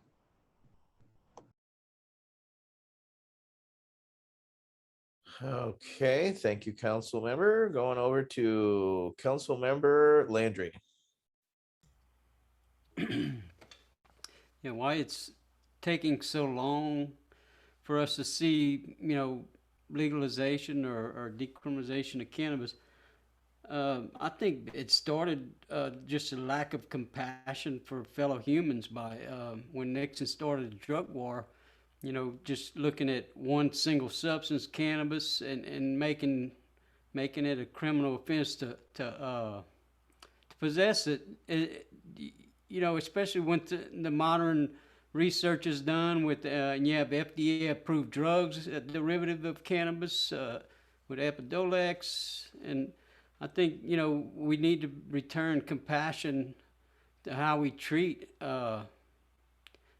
citizens in this country. And it's a lack of leadership, federal leadership.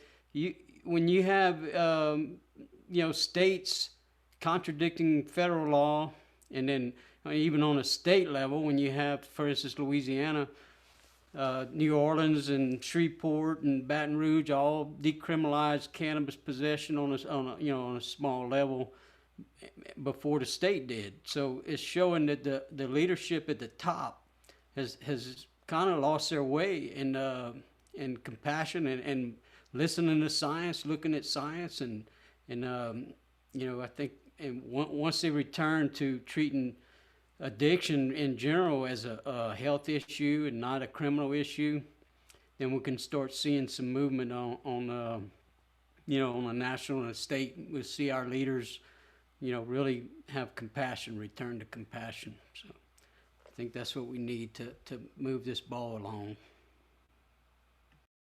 Thank you, council member. Council member Prieta.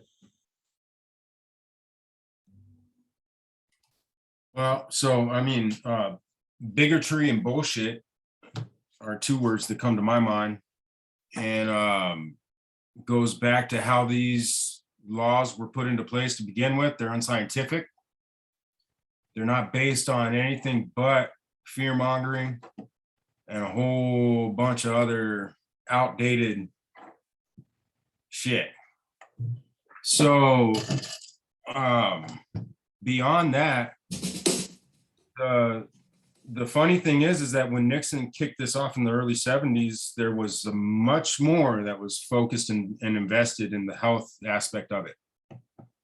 And the tough on crime came about like in the 80s and then especially in the 90s. And then you have Hillary Clinton with her child predator remark and stuff like that. Or super predator, rather. Apologies, Hillary Clinton. I know how particular you seem to be, I guess. But the compassionate investigational new drug program was supposed to expand. They were working to expand it, and they were going about it at a pretty good clip with Mars and the other groups that came about. Speaking of the Randalls again, and then the early pioneers, especially with the AIDS epidemic, right? The Mars. And that's what really killed the compassionate program, is too many people needed compassion, it turned out. And the government had too much of it. And so Bush killed the program. And so we didn't get sued by the people that were already receiving their pre-rolled cannabis, 300 grams a month from the University of Mississippi of ditchweed, but it was still legal and they still had immunity. They were grandfathered in, and the other individuals were left to die on the vine. Compassion be damned.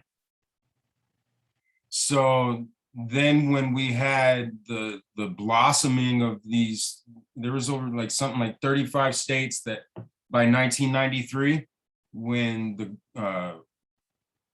marijuana as medicine document was submitted to the Clinton administration, that had some form of avenue for ill patients to access this.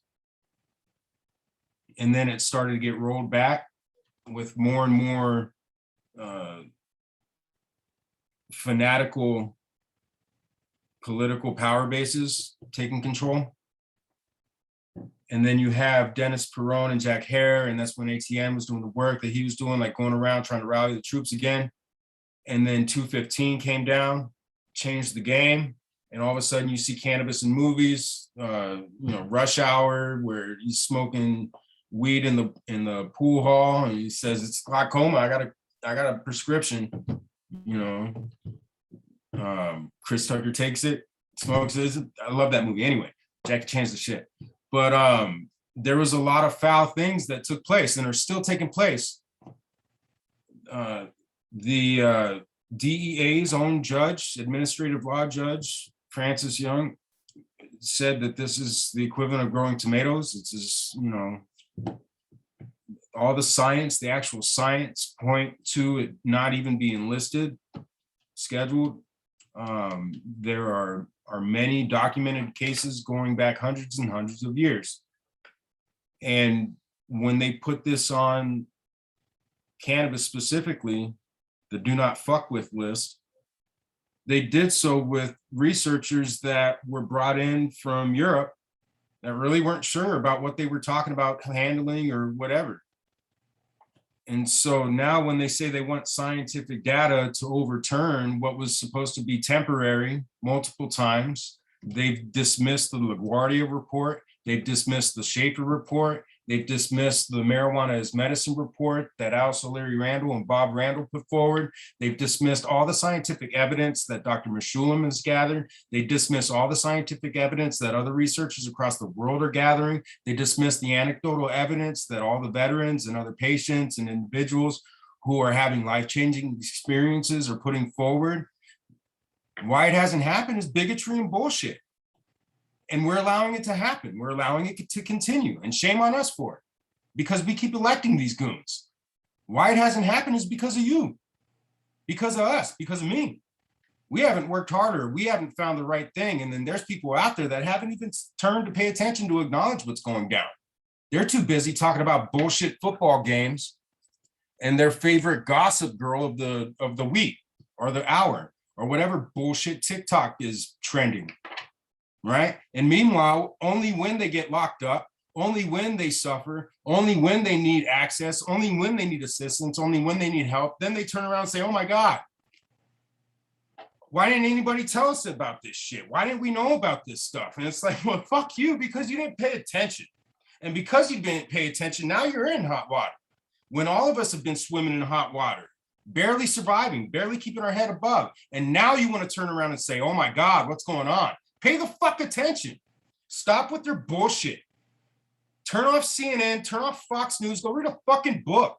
Go read something, go do something that's not fed to you for a change. How about that? Stop fucking around, because this shit's urgent. And if we can move on past this issue, maybe we can get to some more serious shit, like trying to save the planet, trying to save the species that are on here, trying to decontaminate our water, trying to figure out where the fuck we're gonna get water in the Southwest, first of all, right? There's a lot of things beyond just not fucking with an herb, or the people that are trying to alleviate a lot of stress or whatever it may be during some really uncertain fucking times. We need a little bit of levity brought into the situation. We need a lot of people trying to bring it. So get off your ass, I think, is my response, and I'll leave it at that. Thank you. Rika for Congress. I knew that was coming. Councilmember Mathry.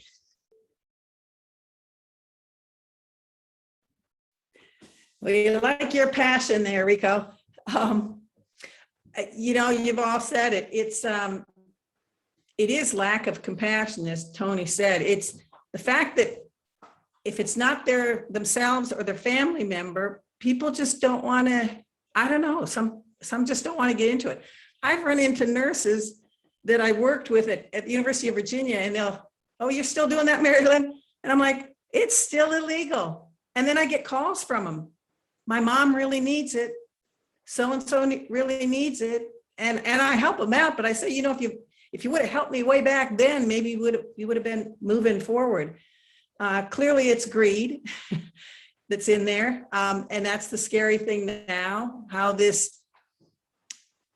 we end the prohibition. We really need to free the plant, because big business, you know, they're trying to take over. So what's another big roadblock? Big pharma. Boy, big pharma doesn't want to see this. They don't want to lose all the revenue they're making on their products. You know, and I look at cannabis as a wide open thing. I mean, everybody should be able to grow it, but most people don't grow their medicine. They don't grow their tomatoes, but then we should be able to get it in a farmer's market, and there is a place for pharmaceuticals of cannabis, but that should be an option, not the only thing there. But ultimately, I think one of the biggest things stopping the states is the federal prohibition. And that's what's screwing us up no matter what, because a state passes a law, but okay, you're safe in California to do something, but you better not, you know, drive over to, you know, some other state. We know about the vet traveling south and getting arrested, who was a legal patient from his own state, but happened to be in the wrong state. So the federal prohibition has to end. We have to get it descheduled, take it out of that completely. That's a huge thing. Big pharma is the huge thing. DEA, you know, it's been their moneymaker for years. I mean, going after pot smokers has been the easy thing compared to going after, you know, other hardcore addicts. But again, we do need the whole drug war to end, because that's a personal issue. People decide to use it, and if they get problems with any kind of drug, you know, that's a health problem, shouldn't be a legal problem. The other, when I say jobs programs, law enforcement, they're arresting people based on pot, just something that's not causing harm to anyone.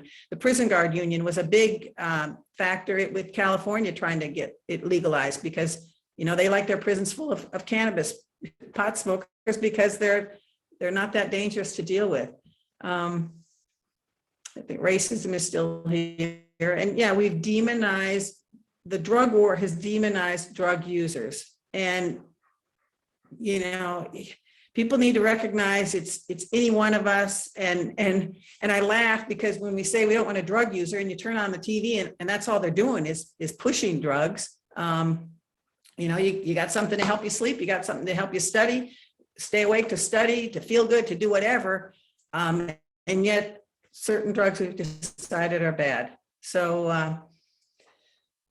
I don't know if that's some states are, I think until they get the federal thing, we've got lawmakers that are just, I don't know, they're coming up with excuses, whatever it is. So it just takes everybody fighting in those states that haven't allowed it yet. They've just got to work harder and get it going. But that's why the push to me for the federal, and the fact that the UN has made that decision, it takes away the big excuse that our federal government has said. When we've said, oh, we've got to pay attention to the international treaty, it's like, no, we can deschedule this. So I'll move on since it's already 9:00. Thank you, Mary Lynn. Going to Alex. Thank you. Yeah, I think it's taken so long in certain states for the same reasons that it's taken so long to fix it in all states. I mean, there's racism, there's classism, all sorts of prejudice and segregation on people for their substance use, for their ethnicity, race, anything like that. And it's still going on. So sometimes when we try to educate people on this, they already have so much stigma or stereotype that, they may say, oh, that makes sense. You won me over. I'm going to vote yes. I don't want veterans suffering. You got me. And then the catch is they don't support adult use. They don't support it for everybody. They literally only support it for that person that just cried to them and told them how they're a combat veteran or they've experienced this or that. And, it really moves them.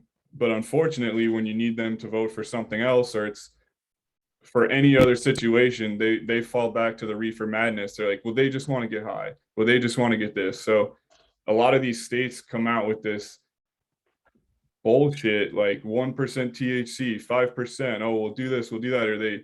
Or even in these states that have full access and no limits, if only a handful of companies can do it, I mean, that's not much better. It's like the alcohol prohibition thing I mentioned earlier. After it was federally repealed, many states still did not legalize, and I anticipate the same to happen. So just like I said, for the same reasons it's been kept illegal for so long.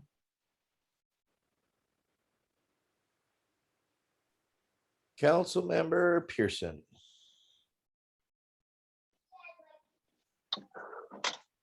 Whew, all right. So just to re-clarify, the question is why is it taking so long for all 50 states?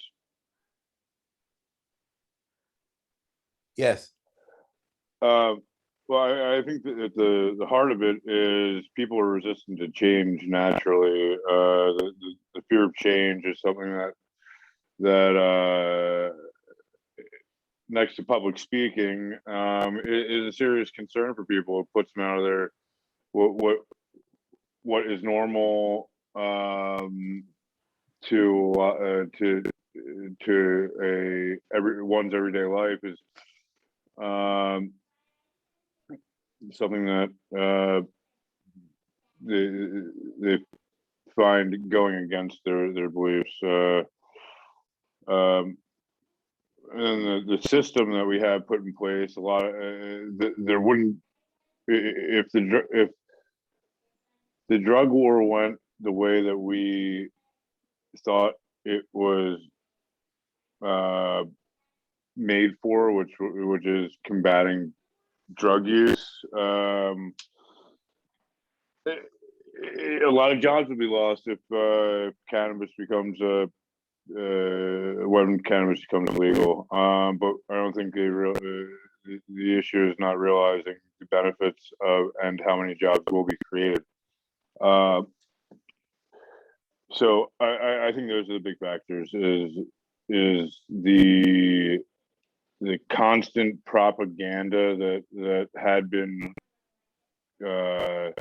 directed towards kids and their parents and society, that cannabis kills and you will kill if you use it, and that's some serious accusations, and I wouldn't, any rational person wouldn't want to use something that could potentially kill you or bring you to murder your loved ones, which was broadcasted. So the fear factor, propaganda,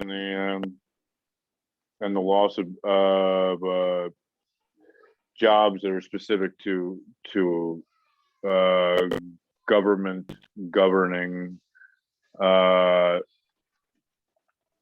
Yeah, at the end of the day, it's a racket. Councilmember Crowitz. Yeah, so I I want to point out something that's kind of jumps out at me here, and that is I don't believe that this has ever happened before in human history.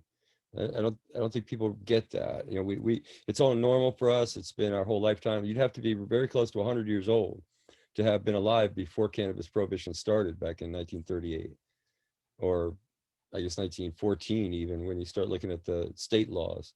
In California, I think was the first state laws. Dale Geringer wrote about that. But this is unprecedented in all of human history. There's never been a law against using medicine. It's one thing to go after drugs and have drug laws, whatever, but to actually prevent you from using medicine, there's nothing in this International Drug Control Treaty that we signed in 1961 that in any way, shape, or form prevents anyone from accessing medicine, or for that matter, accessing drugs and things like that to study them and to do scientific research to see if they're medicinal. Those things were never prohibited, never should have been in any way, not even prevented or blocked in any way, let alone prohibited. And the 1938 law, the Marijuana Tax Act, you still could prescribe marijuana. Alcohol prohibition, you could still prescribe alcohol. It was 1971 with our new law, our Controlled Substances Act, that actually went ahead and said in the law that marijuana has no medical value, and said in the law that you can't have access to it without prior permission from the DEA. And they just prevented all medicinal access from that point on. It was a sleight of hand, because the government said that they would do a review, a study. They did, the Schaefer Commission, and then they didn't listen to the results of the Schaefer Commission. It was as simple as that. And we've been stuck in this limbo trying to prove a negative. You basically have been stuck trying to prove that cannabis is safe in all circumstances, that it can never hurt anyone, to get it out of its prison. It's a wonderfully complicated prison that Harry Anslinger and those guys created back in 1971, based on 1938. And that's what we're fighting, is this federal dogma. I don't think the states would have done anything like what they're doing had the federal government not been in the way, had we not had federal prohibition. I don't think any of these state laws are thoughts that the states would have come up with on their own. And on top of that, I don't think Anslinger would have ever seen these things coming. You know, it's one thing in alcohol prohibition, the states stopped enforcing the law, stopped enforcing the prohibition law, but they didn't like legalize it and violate. I mean, I don't think Anslinger would have ever imagined that states would be legalizing a drug that was illegal under federal law. So this is actually, you're asking, why is it taking so long?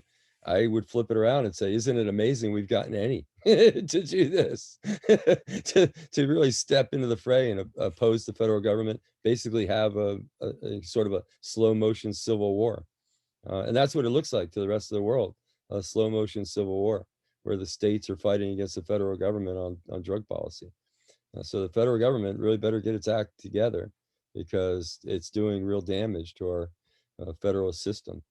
But what we're looking at, hopefully when we get cannabis legal at the federal level, even if there are states that have prohibited cannabis, that we will at least wind up with some sort of a passport, something that a veteran and other patients will be able to carry, and allow them to cross any state line within the United States with their medicine without fear of arrest or intimidation.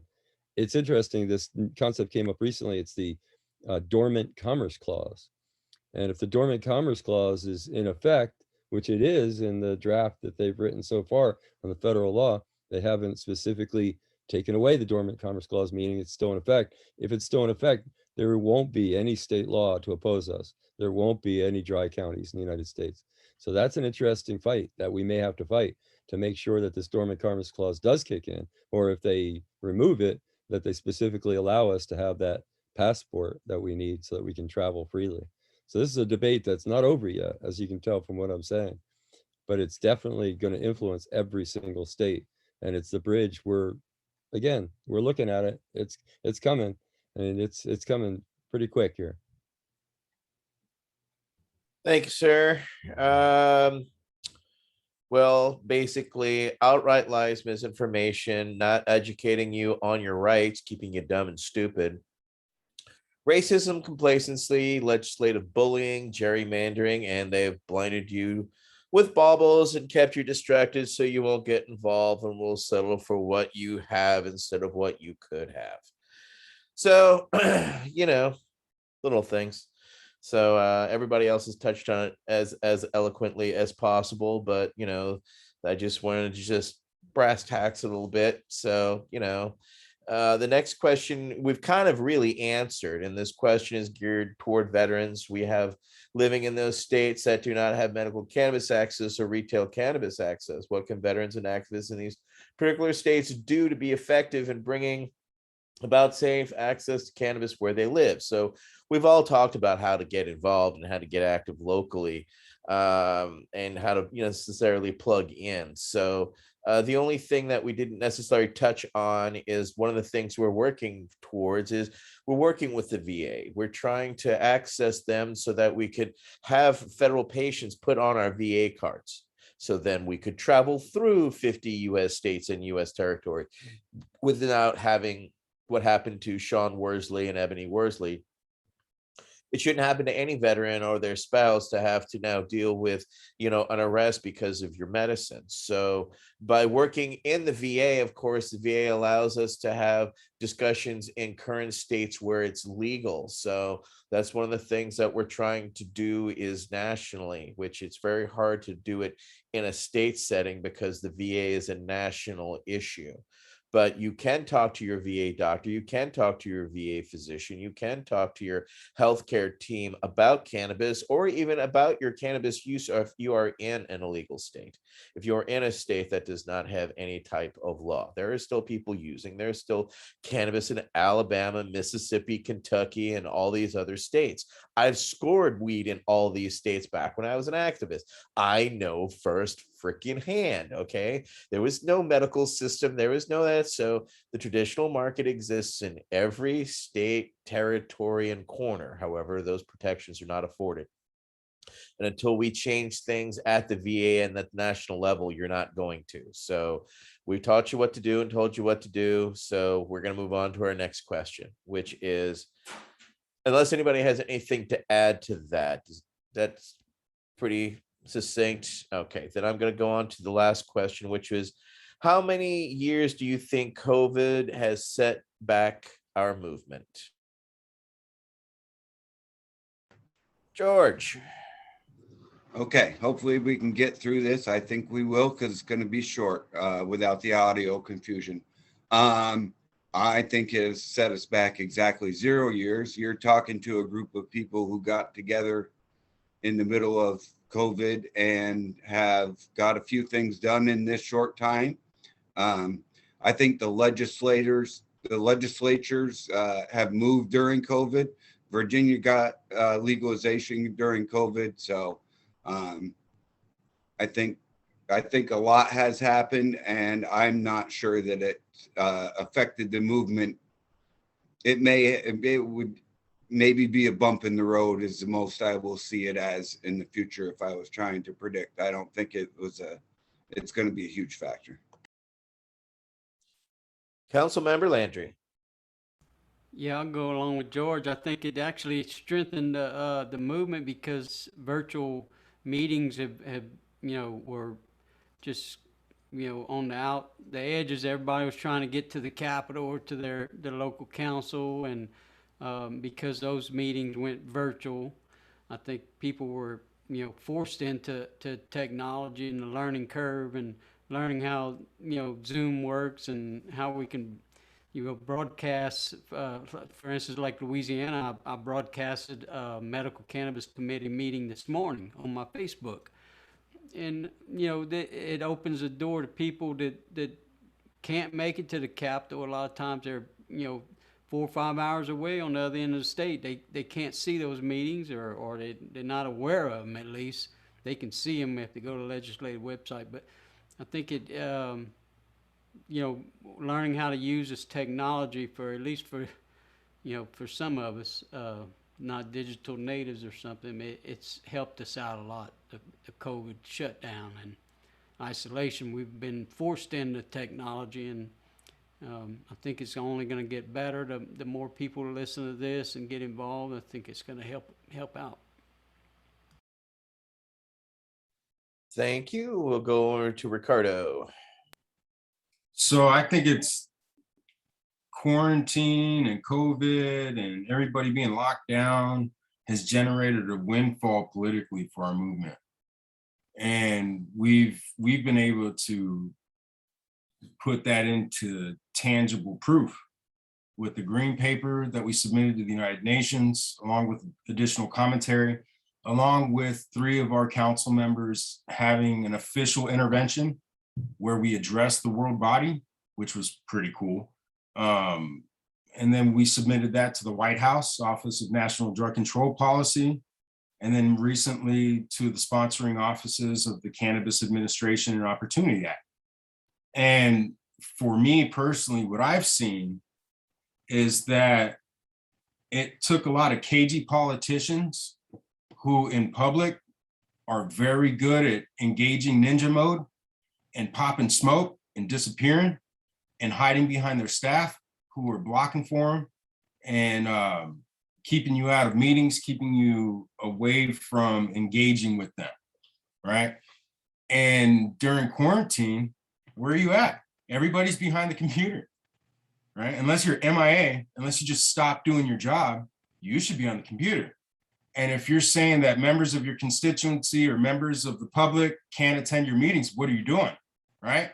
And it raises a different stake to it. So I think it's been a tremendous boon to what it is that we've been doing. They can't get away. We came together because of it. And before, we were all just separated, individually doing our own thing. And a couple months of isolation, although the first couple weeks were kind of cool, felt like camping again. After a while, I was like, oh, well, this feels a little bit more serious. Let's see where everybody's at. The energy that we brought to each other with all the different stories and experiences shared on what people have been doing in their neck of the woods, how they've been successful, the pitfalls they've had, obstacles they've had to clear or are still trying to clear. We learned from each other again. We sharpened our swords, our intellectual swords. And now we're engaging in a different manner with the power base, with some significant truth that they can't run away from again. And I dig that. I really dig that, because fuck them, right? It levels the playing field for the little guy, the individual that is listening to this, that we were talking to. What, can I be an advocate? Yeah, you can. Can I be an advocate? Sure. What do I do? What are you into, right? What pisses you off the most? Trust us. The field is full of shit that will piss you off. Just start digging around. And what pisses you off the most at the moment? And go from that into the next. And then you'll get a taste of it. Welcome to the club. Join us. All right. Going over to Mary Lynn. So much fun following Rico. Let's see. Yeah, I kind of agree too. I don't think it set us back. From my perspective, for patients out of time, the negative is our conferences, one of the best things about them is networking, face-to-face meeting people from the researchers from around the world. And, you know, anybody and everybody, public healthcare professionals, it's that networking that really helps.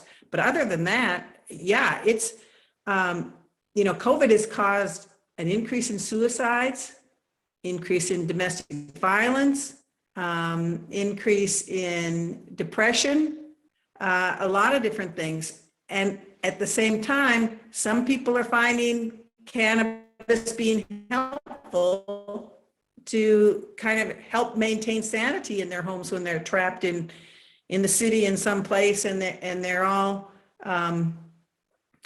getting on each other's nerves, kind of helps them set down. I think the one harm is some people are making claims about cannabis curing COVID. I personally think it certainly is helpful. I would encourage anyone to use cannabis just as a preventative thing, but we can't make crazy claims. But it certainly does help with symptoms, and you can't deny that. So in one sense, some people are finding out about it who wouldn't have before. But yeah, the webinars, being able to contact your legislators, especially on your local level, this has been a real good opportunity. And I think as already been said, we've learned how to use Zoom better. People are communicating virtually, and that closes the gap in terms of, for those who can't reach things, get to things in person. So yeah, I don't think it's really overall set us back. Thank you, Mary Lynn. Going on over to Alex. All right.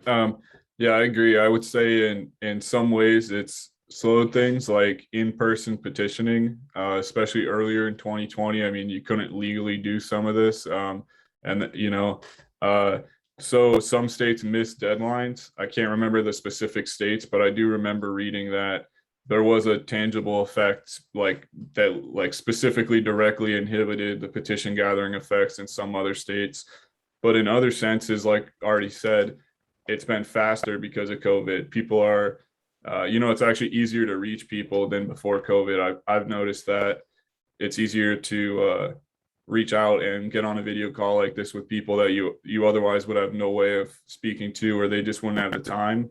And not only are people finding cannabis from being cooped up in their homes and you know, discovering that could be a way to help the stress, but those of us that have already found it are additionally stressed and have the time to focus on this effort. So, you know, depending on what timelines we're talking about, it definitely slowed some things. I don't know how many years, but in some cases at least 1 year. But in other cases, like the overall picture, it's probably been a little bit faster.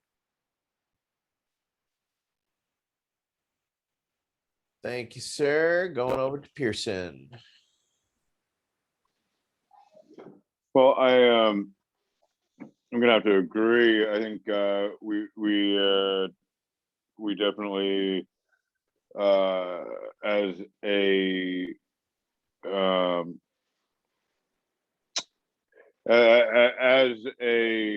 whole took advantage of the ability to reach out to mostly anybody and realize that they're probably going to be sitting around their house, and which allowed for us all to meet. I mean, I really only knew Rico, Michael before this, and George. I mean, I think there was a lot of things that really strengthened the movement and really created solid networking opportunities, along with being able to see real time what's going on, because a lot of the information that we were getting was or could be sketchy or untrustworthy, and being able to really talk to anybody in the nation or around the world in a video conference. I mean, I have a hard time talking to people on the phone now without video. But on the flip side, the willingness to be close to one another, to gather, has suffered. And the most effective way of making change is through civil disobedience and nonviolent protests. I can't think of one incident where violent protest, violent removal of power turned out for the better. Whereas we all could name quite a few that people endured a lot of hardships from nonviolent protests, and eventually the local populace or the people gave in. So being there in person, I think, suffered, and that's something that's the strength of the people. But other than that, I think the networking ability, the ability to really come together in a new way has really catapulted us further than we would have gotten otherwise, not stuck in our house. So yeah, I think it actually helped in a lot of ways. Michael? Yes, I think that our movement was in a very, I don't know if you want to call it a good position, I guess, at the time that COVID hit. If this was a different time, if we were back in the 80s or something like that, where support for cannabis legalization was 30% and there were no stores and there was no legal medicinal access, it would have been harsh. It would have been really harsh on people that were using cannabis. It would have been almost impossible to get anything. It's almost like, you know, we got a big door, a big trap door that's going to be shut for an emergency. Are you inside or outside the door?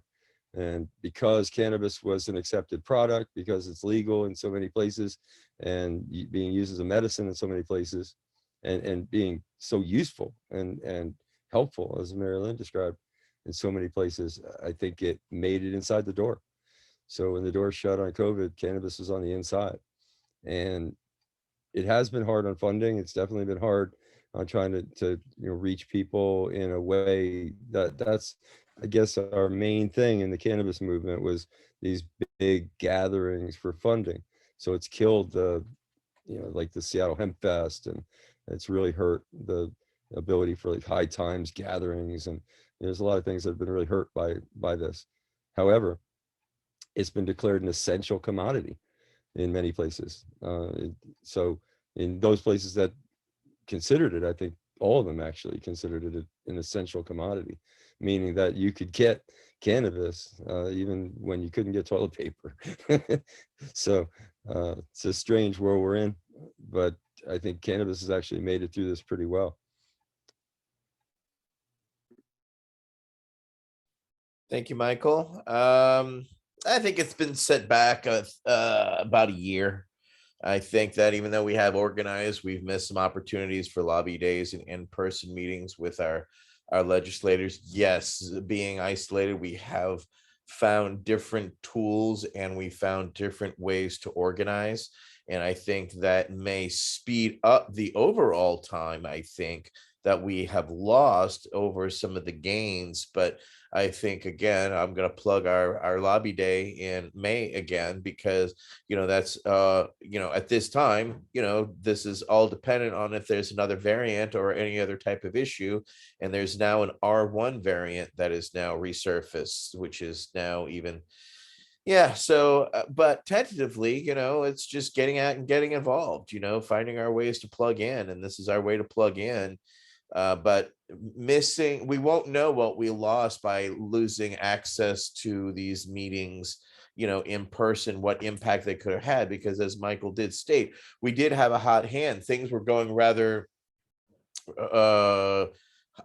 pretty good speed for us that we had not been used to, and that is definitely slowed down because the focus has been on other things. politically. First it was, we had to deal with the presidential election, and we had to deal with where we are. So I think we're in a good spot. I think that by having in-person meetings and having using our personal voices, will have a further impact. But would we have had it last year if or this year currently if COVID hadn't happened? Would we have been as organized? Yes, we were organized last year. Yes, we could have actually had a lobby day this year potentially, given the Delta variant situation in May. So yeah, I just think those opportunities may have missed, but I think, again, as everybody has put it together, utilizing new strategies and new tools has helped us arrive at a better place. So but we still have a lot of work to do. So we'll be at it. We'll continue at it. And that's our series of questions, ladies and gentlemen. So I'd like to thank High Times for that. I would like to thank Tony Landry, Alex Popoff, Marilyn Mathry, George Armstrong, Ricardo Pieta, Michael Krawitz, Pearson Kennedy Crosby, and myself, the guy with the funny name. It has been a pleasure and an honor to be here and to share this with you. And I have a feeling we're going to be seeing this in print in High Times potentially. So with that in mind, we'll sign off, and we're going to be back in 2 weeks. And we'll have a special guest, Margaret Richardson from Bubbleman, as he is known. Bubbleman Bags will actually be here on the 15th. So same bat time, same bat channel. We appreciate you all, and we'll see y'all then.